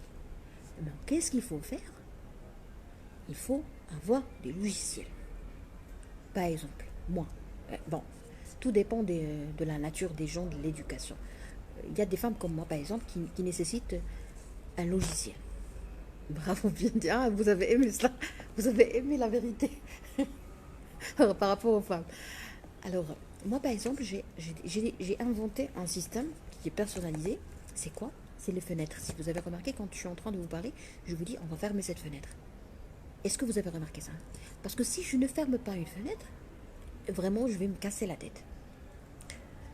Je ferme la fenêtre, je suis à l'aise. Et puis, j'ai un autre logiciel, c'est quoi? C'est en fait, je dois digérer. Je dois tout discuter avec la personne et je dois digérer. Quand je digère, vraiment, je me sens à l'aise. Et puis, j'ai un autre système, c'est répondre à la toxicité par la toxicité. Je ne veux pas garder dans mon cœur des choses pour te montrer que je suis classe. Mais je suis classe ou je ne suis pas classe, ça ne te regarde pas. Moi, je réponds à la toxicité par la toxicité. Et je suis en train de développer un autre système. Je suis toujours en voie de développement. C'est quoi? C'est ne jamais reprocher quoi que ce soit à n'importe qui. C'est-à-dire, je suis en train de devenir un homme. Parce que les hommes, ils sont comme ça. Vous avez dit vous avez évoqué un truc très important. C'est quoi? C'est Si on continue dans la relation, c'est notre faute. Vous les hommes, vous avez cette possibilité. Mais par contre, les femmes, non. Comme vous l'avez mentionné dans vos lives précédents, docteur, il faut remettre chaque personne à sa place et très fermement. Oui, oui. C'est dur, vous savez, au début, euh, je trouvais une grande difficulté à être ferme avec les gens. J'étais très gentille, très très très gentille. Et même le soir, je me culpabilise. Mais après, parce que moi je vis seule ici à Bouche d'Or, je suis devenue comme un homme. Parce que je travaille avec des hommes. J'ai des amis hommes. J'ai des connaissances hommes. Quand ils me donnent des conseils et tout, ce sont des conseils d'hommes. Vous voyez? Et j'ai remarqué que dans la vie, on ne doit pas pleurnicher. Vous savez, des fois, je suis malade et quand quelqu'un me dit est-ce que tu es malade, je lui dis non. Et si je dis oui, je me culpabilise. Je me dis mais pourquoi j'ai dit que je suis malade? Et alors, lui, est-ce que c'est un Dieu? Je ne dis pas à ma famille je suis malade. Je ne dis pas à ma famille j'ai eu ce problème-là. Vous voyez? C'est comme si j'ai développé la mentalité des hommes. Elle est merveilleuse, hein. Vous, les hommes, vraiment, vous êtes merveilleux. Vous cassez la tête de quelqu'un, vous revenez, vous pouvez faire l'amour avec votre épouse, il n'y a aucun problème. Tu galères dans ton travail et le soir, tu sors avec ta copine, il n'y a aucun problème. Mais nous, les femmes, on est incapables d'oublier. Si tu veux que j'oublie quelque chose, ne me le dis pas. Voilà pourquoi Dieu a tout bien fait. Les hommes oublient rapidement pour qu'ils ne racontent pas ce qui s'est passé à leurs épouses. Parce que si tu racontes ce qui s'est passé à ton épouse, tu vas la faire souffrir. Tu vas la faire souffrir, mon ami. Vous voyez? Moi, j'aime pas qu'on me rapporte des problèmes. Parce que vraiment, ça fait travailler mon cerveau d'une façon euh, anormale. Très bien. Alors, on parlait de quoi? On parlait de l'immunité des logiciels. Tu dois avoir une immunité et cette immunité dépend de ton éducation et ton niveau de culture. D'accord? Par exemple, un logiciel de digestion, c'est-à-dire je dois digérer pour me sentir à l'aise. Un logiciel d'immunisation ou d'immunité contre le pervers narcissique, tu ne dois pas m'offrir des choses. Nous n'avons pas de temps à perdre dans une relation toxique, soit vivre amoureux, soit mettre fin à la relation. Que c'est intelligent d'être un homme. C'est vraiment très J'invite toutes les femmes à regarder ce live. Mon Dieu, mais je vais reprendre parce que je vais l'enregistrer sur YouTube. Vous pouvez très bien regarder la rediffusion sur ma chaîne YouTube nommée Dr. Asma Mbouni. Il y a un monsieur qui a dit nous n'avons pas de temps à perdre dans une relation toxique. Soit vivre amoureux, soit mettre fin à la relation. Très bien. Alors là, on va fermer la fenêtre de l'immunité contre le pervers narcissique. Je pense que vous avez compris la dépendance affective, la dépendance financière. Si vous avez d'autres questions, je vous invite à recourir à votre médecin traitant. Maintenant, on va ouvrir cette parenthèse d'amour. Parce que le pervers narcissique, il peut être un ami, comme il peut être un amoureux ou un partenaire. Supposons que tu es en relation toxique avec quelqu'un et que tu es toujours dans la phase de séduction, de bienveillance, de paradis, d'Eldorado. Alors, comment peux-tu te protéger du choc électrique? Parce que par la suite, tu vas être choqué, tu vas payer les pots cassés. Il va dévoiler tous tes secrets, parce que le manipulateur pervers narcissique, il est fort pour dévoiler les secrets. Il connaît tout sur toi et il te pousse à... Il établit une relation de confiance entre vous pour que déverrouiller ton cœur, pour que tu dévoiles tout, pour que tu racontes tout. Et par la suite, il va t'attaquer en utilisant tes propres déclarations. D'accord? Et il a un système merdique, c'est t'isoler. Il va t'isoler comment? Soit par une voie, soit positivement, soit négativement. Négativement, c'est-à-dire il va te faire croire que tout le monde est mauvais. Il est fort, hein? Voilà pourquoi la médisance est interdite. Vous devez toujours interdire quelqu'un de parler d'une autre personne. Si le manipulateur vient te dire « J'ai écouté ta copine dire quelque chose de mal de toi », tu lui dis « Donne-moi la preuve ». Non, j'ai pas de preuve. Tu n'as pas de preuve, tu la fermes. Comme ça, tu dois répondre. Tu la fermes. c'est ma copine. D'accord? Soit tu as une preuve, et je vais lui montrer la preuve, soit que tu es peureux. Alors, moi, excusez-moi, mais je veux vraiment je suis la reine ici, hein, de mon live. Je suis la patronne. J'ai dans mon petit cœur, parce que vous savez, nous les femmes, on n'oublie pas. Voilà la mémoire d'une femme. J'ai dans mon petit cœur un petit message à transmettre pour souhaiter une bonne année à toutes les idiotes et les idiots que j'ai déjà connus.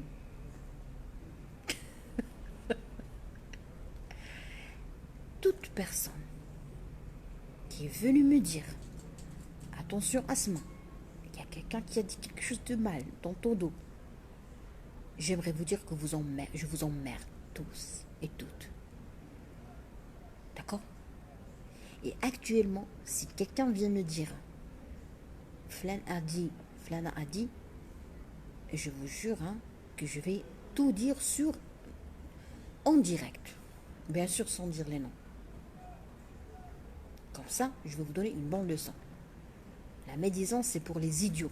J'ai passé 35 ans avec les idiots. L'année prochaine, je ne vais plus avoir...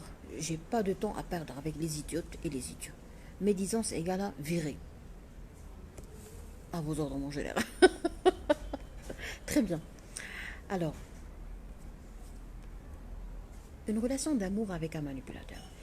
Écoutez, avec tous mes respects à tous les Arabes, mais nous les Arabes, on n'a pas le droit de parler de l'amour. On n'a pas le droit de parler de l'amour. Pourquoi? Parce qu'on mélange tout. Parce que si ton père ne dit pas à ta mère je t'aime, toi tu n'as pas le droit de parler d'amour. Si ton frère ne dit pas à son épouse je t'aime, tu n'as pas le droit de parler d'amour. D'accord? Cela veut dire que tu n'as pas grandi dans une famille qui connaît l'amour. Donc, dites-moi s'il vous plaît, où est-ce que vous avez appris à aimer? Si vous n'avez pas appris ça chez vous, et si vous n'avez pas appris ça à l'école, et si vous n'avez pas appris ça sur les chaînes TV, les chaînes nationales, je parle des chaînes nationales, c'est-à-dire quelque chose de formel, de vrai, de... Alors, je veux juste savoir qui est votre professeur d'amour.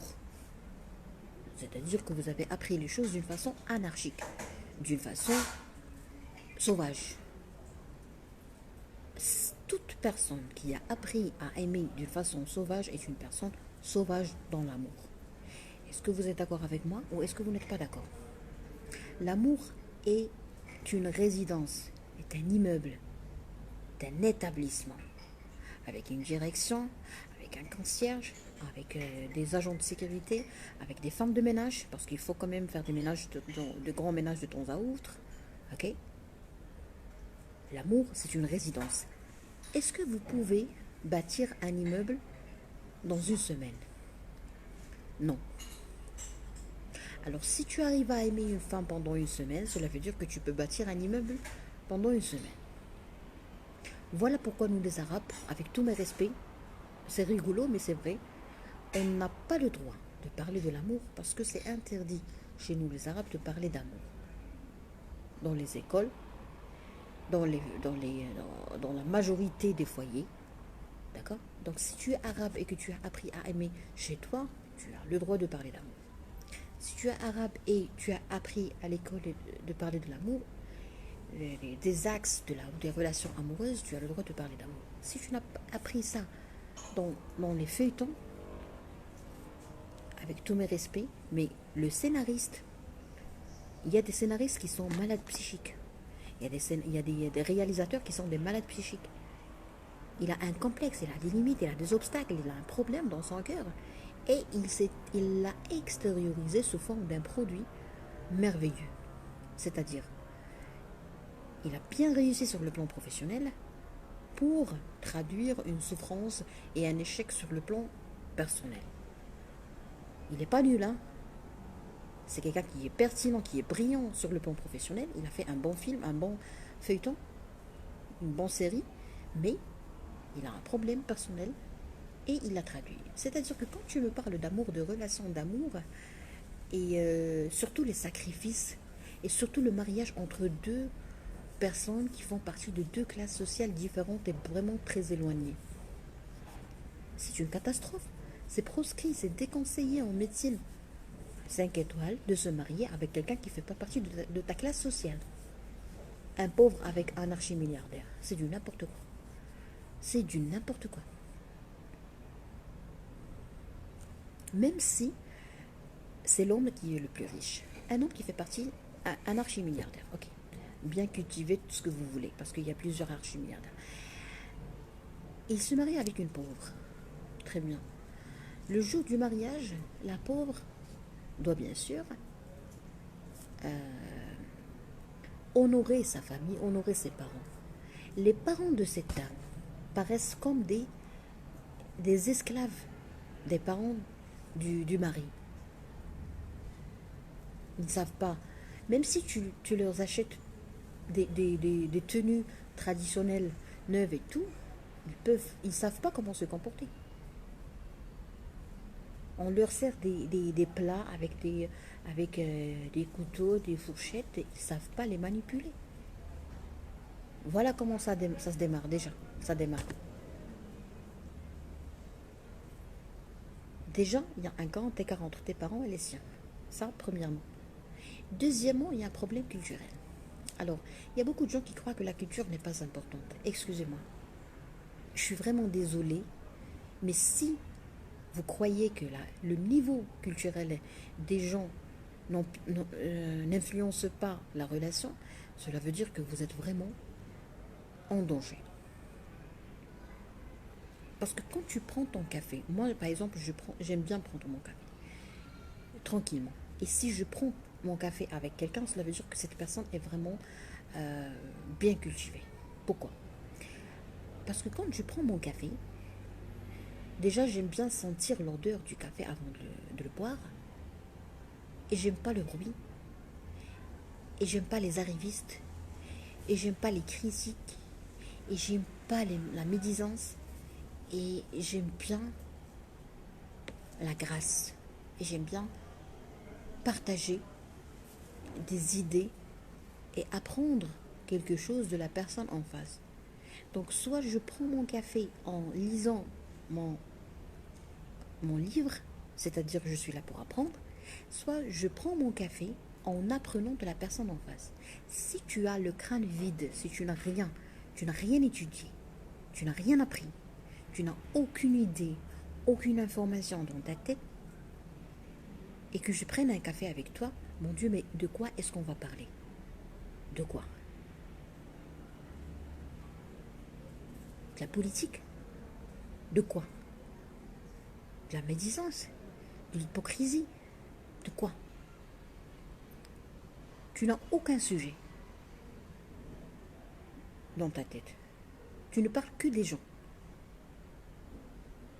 Monsieur a fait ça, monsieur Flan a fait ça, madame Flan a fait ça. Tu me dégoûtes.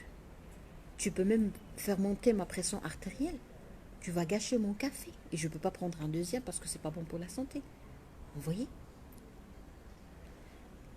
Si tu t'adresses à quelqu'un qui est bien cultivé ou qui est dans la voie d'être bien cultivé, il sera dégoûté de toi si tu as le crâne vide.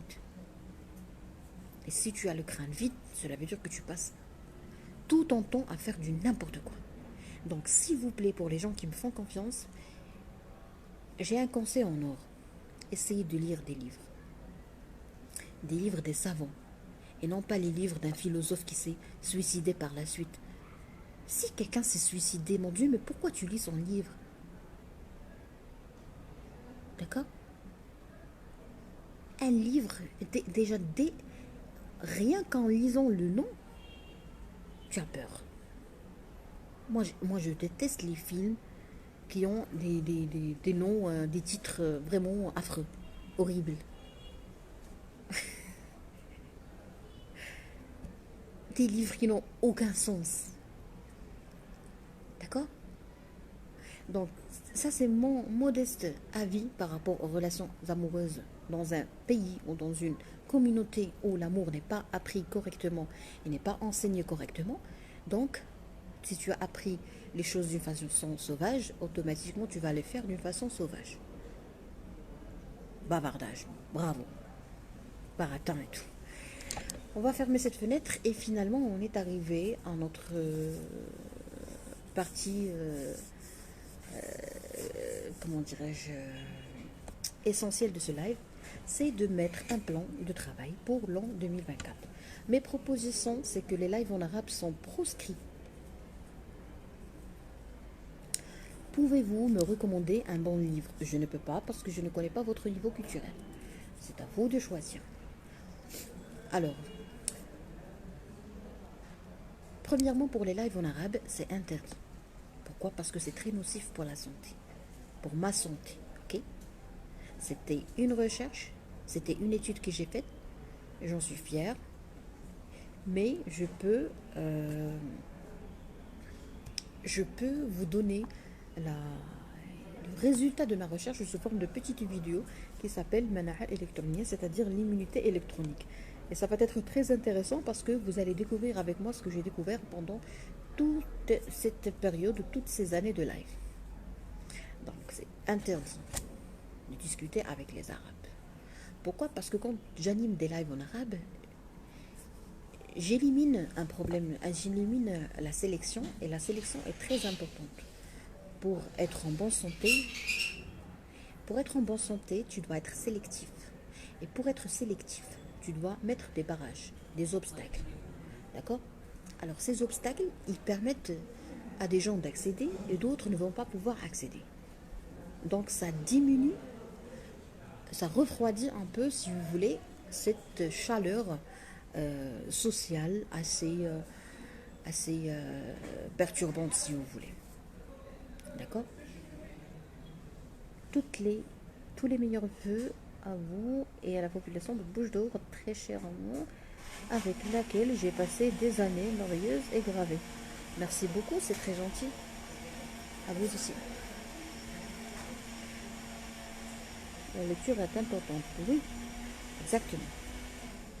Alors, arrêter les lives en arabe est un message que je transmets à tous les gens qui me suivent pour vous dire, s'il vous plaît, arrêtez de permettre à n'importe qui d'accéder à votre bulle.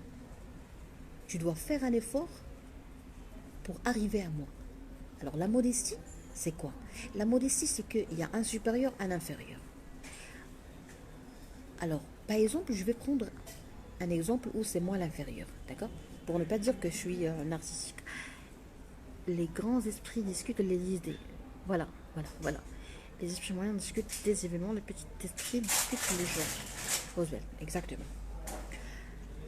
Alors, si vous voulez des informations de moi, cela veut dire que moi je suis supérieur à vous. C'est pas le cas, mais admettons que c'est comme ça.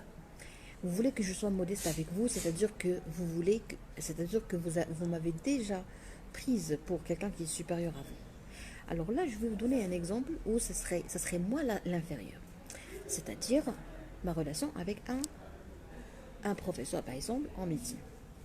Alors, pour dire que mon professeur est modeste, qu'est-ce qu'il faut faire? J'ai besoin uniquement de la politesse et de la bienveillance. Si mon professeur est poli avec moi, bienveillant, cela veut dire qu'il est modeste. Et puisque il y a un inférieur et un supérieur, la modestie c'est quoi? C'est que l'inférieur, il fait un effort pour monter vers le supérieur et le supérieur lui accorde toute la bienveillance. D'accord? Si le supérieur fait un effort pour descendre vers l'inférieur, premièrement, il sera maltraité et deuxièmement, il va vraiment reculer. Alors que nous, dans la vie, on avance, on ne recule pas. Donc quand tu demandes à un supérieur de reculer, de descendre vers toi, c'est-à-dire que tu es égoïste. En plus, tu es inférieur, mais tu es également égoïste. Et tu es nocif. Parce que si tu demandes au supérieur de descendre, cela veut dire que tu es mauvais. Donc la modestie, c'est quoi? C'est que quand l'inférieur fait un effort pour monter vers le supérieur répond par la bienveillance. C'est-à-dire que quand un professeur est modeste, Parce que quand je lui rends visite dans son bureau pour demander, par exemple, à ce qu'il soit mon rapporteur, il va me répondre par la politesse, uniquement. Alors, reprenons notre exemple, notre sujet. Si vous croyez que le fait d'animer des lives en arabe est modeste de ma part, il faut savoir que pour que je sois modeste, il faut que vous faites, que vous fournissiez un effort pour comprendre ce que je dis. Donc vous ne faites pas de la lecture. Vous ne faites pas un effort. Il y a beaucoup de gens durant mes lives en arabe qui sont impolis, qui m'insultent. Est-ce que je peux admettre les insultes? Non. Est-ce que je peux répondre? Oui. Oui, je suis merveilleuse, je réponds, je plaque les gens d'une façon vraiment très rigolo, très comique. Mais les gens qui se croient classe, ils n'admettent pas mes réponses et mes réactions. Donc, ils veulent, voilà l'égoïsme. Vous voulez que j'écoute, que je lise de la maltraitance et que je garde le silence. Comme ça, je vais brûler mon cœur pour que vous soyez fiers de moi. Moi, je ne m'intéresse pas ni de votre avis, ni de votre vie, parce que je ne suis pas votre maman. Alors, apprenez à être égoïste, le bon égoïsme. Tu me casses la tête, je te casse la tête. Tu es toxique, je suis toxique. Tu me traites impoliment, je te traite impoliment. Tu veux que je sois classe, j'arrête. Mon Dieu, mais qu'est-ce que j'allais dire? J'arrête le flux, hein, j'arrête le saignement. Essayez d'être égoïste de temps à autre. Arrêtez de suivre les misérables. Le misérable, c'est quelqu'un qui pleure tout le temps. C'est quelqu'un qui n'a confiance en personne. C'est quelqu'un qui a été trahi par ses parents, par la vie, par le monde. C'est quelqu'un qui déteste l'État, qui déteste la police, qui déteste les employés, les ouvriers, qui déteste tout le monde. Alors ces misérables, ils sont tous coincés et stockés. Ils ont déjà payé leur ticket dans les lives en arabe. Voilà pourquoi la décision d'arrêter d'animer des lives en arabe est une décision qui est mûre et mature. Cordialement. Alors là, les lives en arabe, c'est terminé. Est-ce que vous avez des propositions? Alors pour les lives en français, j'aimerais vous dire un truc très important. Moi, quand je veux parler, je parle. C'est-à-dire que je peux allumer mon téléphone ou accéder à l'application Facebook. Déjà, je ne fais des lives que sur Facebook actuellement. Et je vous avertis encore une fois d'une fausse page qui vous arnaque en utilisant mon nom. Alors, même en regardant des lives en direct, cela ne veut pas dire que c'est moi, parce qu'il y a une possibilité de rediffuser les choses en direct. Bien. Mes lives en français. Pourquoi je fais des lives? Premièrement, je les fais pour moi, parce que ça me fait plaisir de discuter, de blabler, voilà. Je ne baratine pas, mais j'aime bien bavarder pour partager au maximum possible ce que j'ai dans le crâne avec les gens. Ça me fait plaisir. Et puis, quand je fais un live, toujours je parle de la dépendance. Gardez toujours dans l'esprit que je parle de l'alcool, tabac, dépression. Gardez toujours ça dans la tête. Alcool, tabac, dépression, et puis le stress. Les maladies liées au stress, comme le diabète, l'hypertension artérielle. Gérez vos lives quand vous voulez. Merci beaucoup, c'était Mbarak, c'est gentil. Donc, pour les lives, je veux vous dire un truc très important. J'ai déjà mis l'heure et la date du live. J'ai déjà mis... je pense que je vous ai déjà informé. J'ai même demandé votre avis par rapport à l'heure et le jour que vous préférez pour fixer un rendez-vous. J'ai lu les commentaires.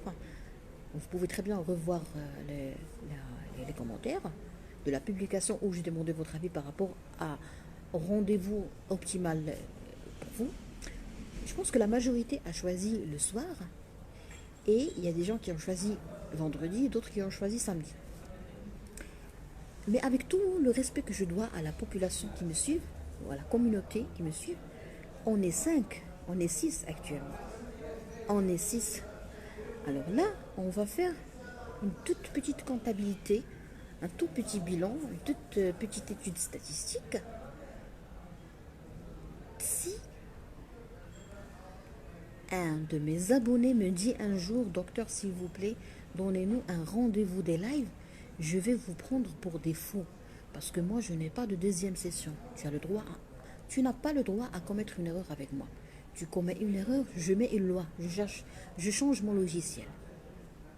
J'ai mis la publication où j'ai demandé à mes abonnés de choisir l'heure et le jour qui leur convient.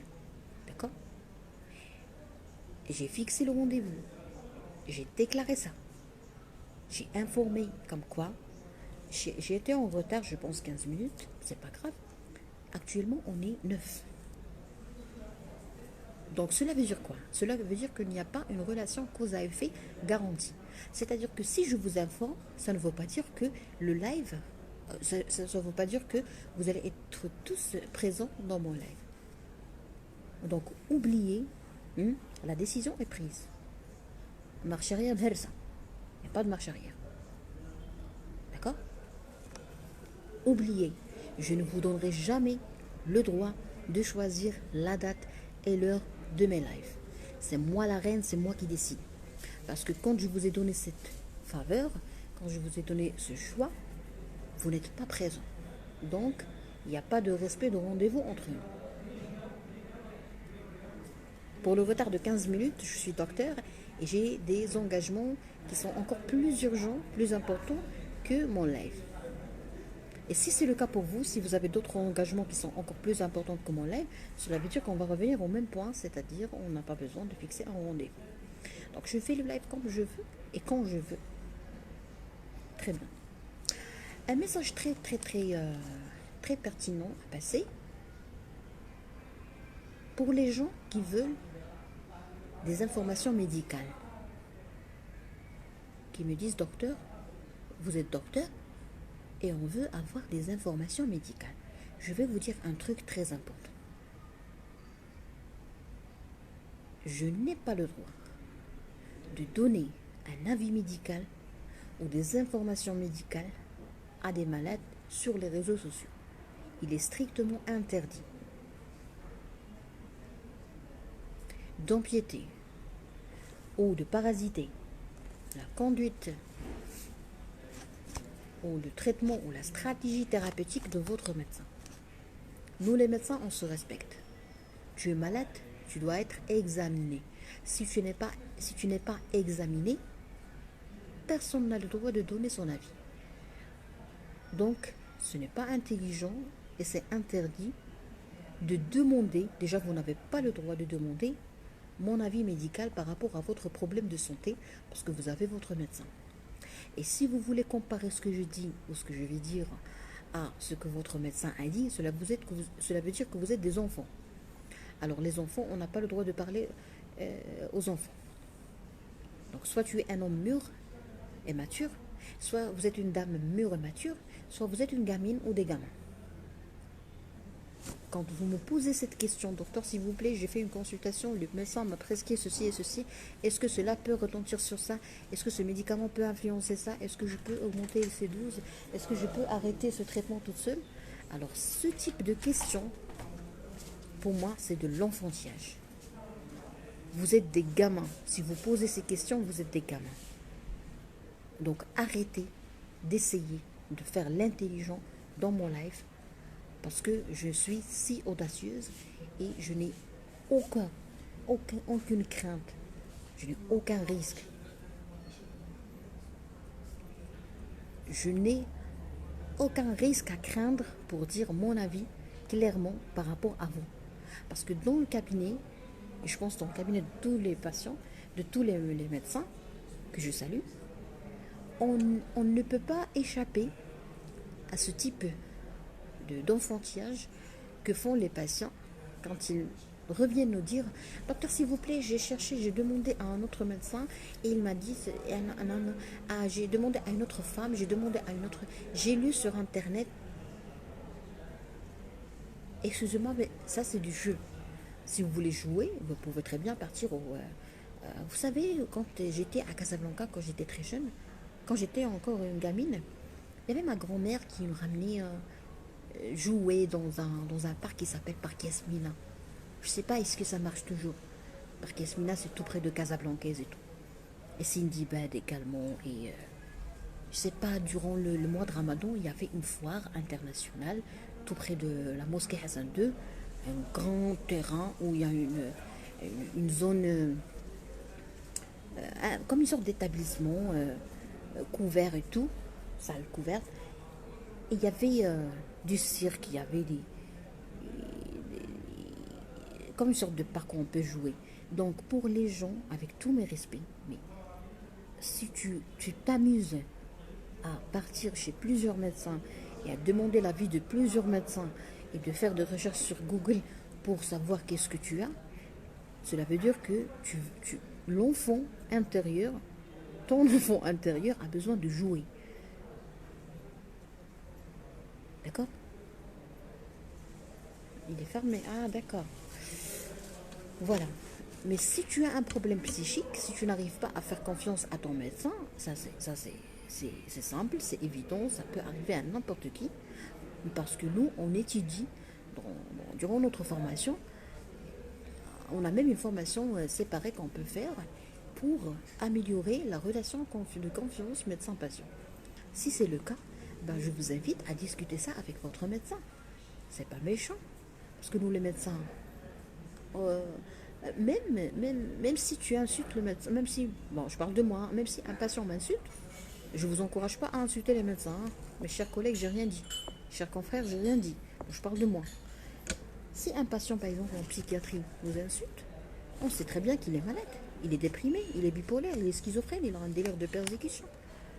Il a un syndrome de référence. Donc un psychiatre, il ne pourra jamais reprocher à un patient pour l'avoir insulté. Vous voyez? N'ayez pas peur à dire à votre médecin, docteur, je ne peux pas vous faire confiance. Je veux chercher, je veux un autre avis. Si vous voulez un autre avis, vous êtes libre, mais dans un cabinet médical, de façon respectueuse. Parce que si tu ne respectes pas ton corps, tu ne pourras jamais être respecté. Quand tu pars chez un charlatan pour lui dire s'il vous plaît, j'ai pas confiance à mon médecin, est-ce que vous pouvez m'aider? Mais bien sûr, il va vous arnaquer. Je ne dis pas que vous l'avez bien mérité, mais finalement, vous l'avez bien mérité. Parce que c'est vous qui avez cherché. C'est vous qui avez cherché le charlatan. Il n'est pas venu vous chercher. Il ne vous a pas envoyé un email ou des flyers. D'accord? Très bien. Donc, on va fermer cette fenêtre. En 2024, toute personne qui va poser une question par rapport à sa maladie, pour moi, c'est un gamin. Je ne dois pas répondre au gamin. Tu es malade, vous êtes malade, je vous souhaite un bon rétablissement, mais bien loin de moi pour ne pas me créer des problèmes. La page qui vend des médicaments à mon nom, c'est pas moi. J'ai déjà déposé les plaintes. Je ne suis pas un procureur général pour gérer ça. On a fermé cette fenêtre. Pour les informations médicales, écoutez, il y a des gens qui se croient classe. J'aimerais vous dire quelque chose de très important. Tu as un Facebook, donc tu n'es pas classe. Tu fais partie soit de la classe moyenne, soit de la classe des pauvres. De toute ma vie, je n'ai jamais vu un Richard qui a un compte Facebook. Et s'il a un compte Facebook, c'est juste durant une phase de deuil ou une phase de dépression, d'accord? Où il a une profession qui le pousse, qui l'oblige de faire des recherches sur les réseaux sociaux. Un journaliste, un médecin, un policier, un gendarme, un sociologue qui est en train de faire une étude, ok? Un psychiatre qui veut faire une étude. Mais si tu as un compte de Facebook, cela veut dire que soit tu fais partie de la classe des pauvres, soit que tu fais partie de la classe moyenne. D'accord? Si tu fais partie de la classe des riches, si tu es un vrai bourgeois, je ne parle pas des arrivistes, hein. Si tu fais partie de la classe des bourgeois, je t'ordonne, hein, je me permets de te donner des ordres. Tu dois désactiver ton compte. Ta place n'est pas ici. Tu es un bourgeois, tu fais partie des nobles, tu es trop riche, reste loin de Facebook. Tu n'as pas le droit. Si tu m'aimes, si tu aimes ce que je fais, si tu aimes me suivre, Je, je diffuse, je republie les rediffusions sur ma chaîne YouTube. Et tu n'as pas le droit de rester sur les réseaux sociaux où il y a moyen de contacter les gens. Parce qu'il n'y a que des idiots qui cherchent à connaître les gens sur les réseaux sociaux. Et si tu n'es pas idiot, tu es victime. Et si tu es victime, automatiquement, tu dois voir ton médecin. Je le dis, et vraiment, c'est ma conscience qui parle là. Si tu as un bon cœur, tu n'as pas le droit de connaître les gens sur les réseaux sociaux. Tu vas tomber sur les pervers narcissiques. Tu vas tomber sur les arrivistes. Tu vas tomber sur les manipulateurs. Tu vas tomber sur les charlatans. Tu vas tomber sur quelqu'un qui va t'arnaquer. D'accord? Très bien. Donc, si vous avez remarqué, vous n'avez pas besoin de moi. Alors là, on a traité un bon sujet, c'est la dépendance intellectuelle. Vous êtes indépendant. Si vous arrivez à comprendre ce que je viens de dire, si vous arrivez à saisir ce que je viens de dire, vous allez remarquer que vous n'avez pas besoin de moi. C'est tellement fort de ma part et ça serait tellement fort de votre part d'arrêter de me suivre si vous trouvez que ce que je suis en train de diffuser n'est pas intéressant. Parce que vraiment, vous n'avez pas besoin de moi. Vous avez votre argent, vous allez taper les portes du cabinet le plus proche de vous. Il y a des médecins généralistes, il y a des cardiologues, il y a des professionnels de la santé psychique et mentale, il y a tout. Si tu me suis, tu dois suivre ce que je fais. Parce que moi, je ne travaille pas chez toi. Je ne suis pas ton esclave. Je ne suis pas un salarié chez vous. Je fais ce que je veux sur les réseaux sociaux en respectant la loi, la religion, les traditions, les rites, tout ce que vous voulez. Je suis bien concentrée sur la dépendance alcool. Je fais de la comédie médicale quand je veux. Critiquer quelqu'un qui n'a pas demandé votre critique, obliger quelqu'un à accepter les critiques. Pourquoi? Parce que les critiques sont une chose qui est bonne. Cela veut dire quoi? Cela veut dire que même ta critique peut être critiquée. C'est-à-dire, tu me critiques, j'admets, j'accepte d'être critiqué, mais vous aussi, votre critique peut être critiquée de ma part. Vous voyez? Les critiques, c'est la carte visite des misérables. Gardez toujours ça dans l'esprit. Donc, il y a plusieurs types de familles dans le monde. Il y a des familles où personne ne critique l'autre et les gens peuvent faire tout ce qu'ils veulent. Ils sont très joyeux, ils sont heureux, ils peuvent faire face aux problèmes, ils peuvent vivre et revivre et vraiment tomber et se mettre debout tranquillement. Pourquoi? Parce qu'ils n'ont pas la mentalité des misérables. Et les misérables sont ceux qui critiquent. En 2024, je vais étouffer les misérables. Premièrement, misérables arabes, pas de live, que des vidéos. Tu peux critiquer dans les commentaires quand tu veux. Bonsoir. Les critiques des gens qui sont en classe, qui se croient classe. Vous êtes étouffés. Les classes ont un médecin de famille, ont un médecin traitant. Il l'appelle, il le contacte. H24. Tu n'as pas ton médecin traitant, tu n'es pas classe. Donc arrête de te montrer classe. Ou plus classe que moi. Ok?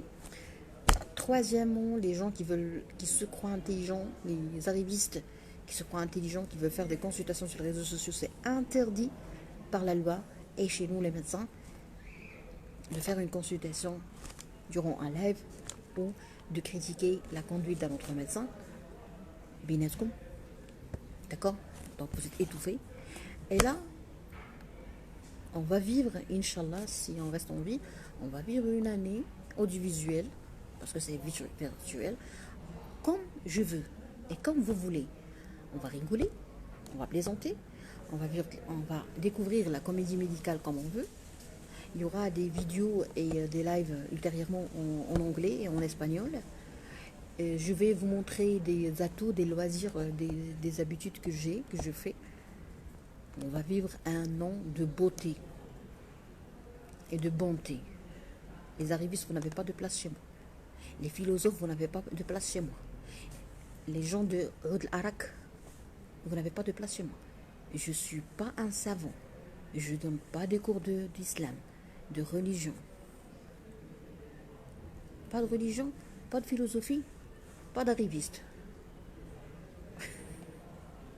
Que de la comédie. Si vous êtes incapable de rigoler, cela veut dire que vous êtes des misérables. Les misérables, vous n'avez pas de place ici. Je rappelle, misérable ne veut pas dire pauvre. Misérable, c'est quelqu'un qui s'interdit de rigoler, qui nage, qui surfe dans la misère, dans l'obscurité. C'était Dr Asma Amdouni, médecin généraliste marocaine, secteur privé à Bouche d'Or.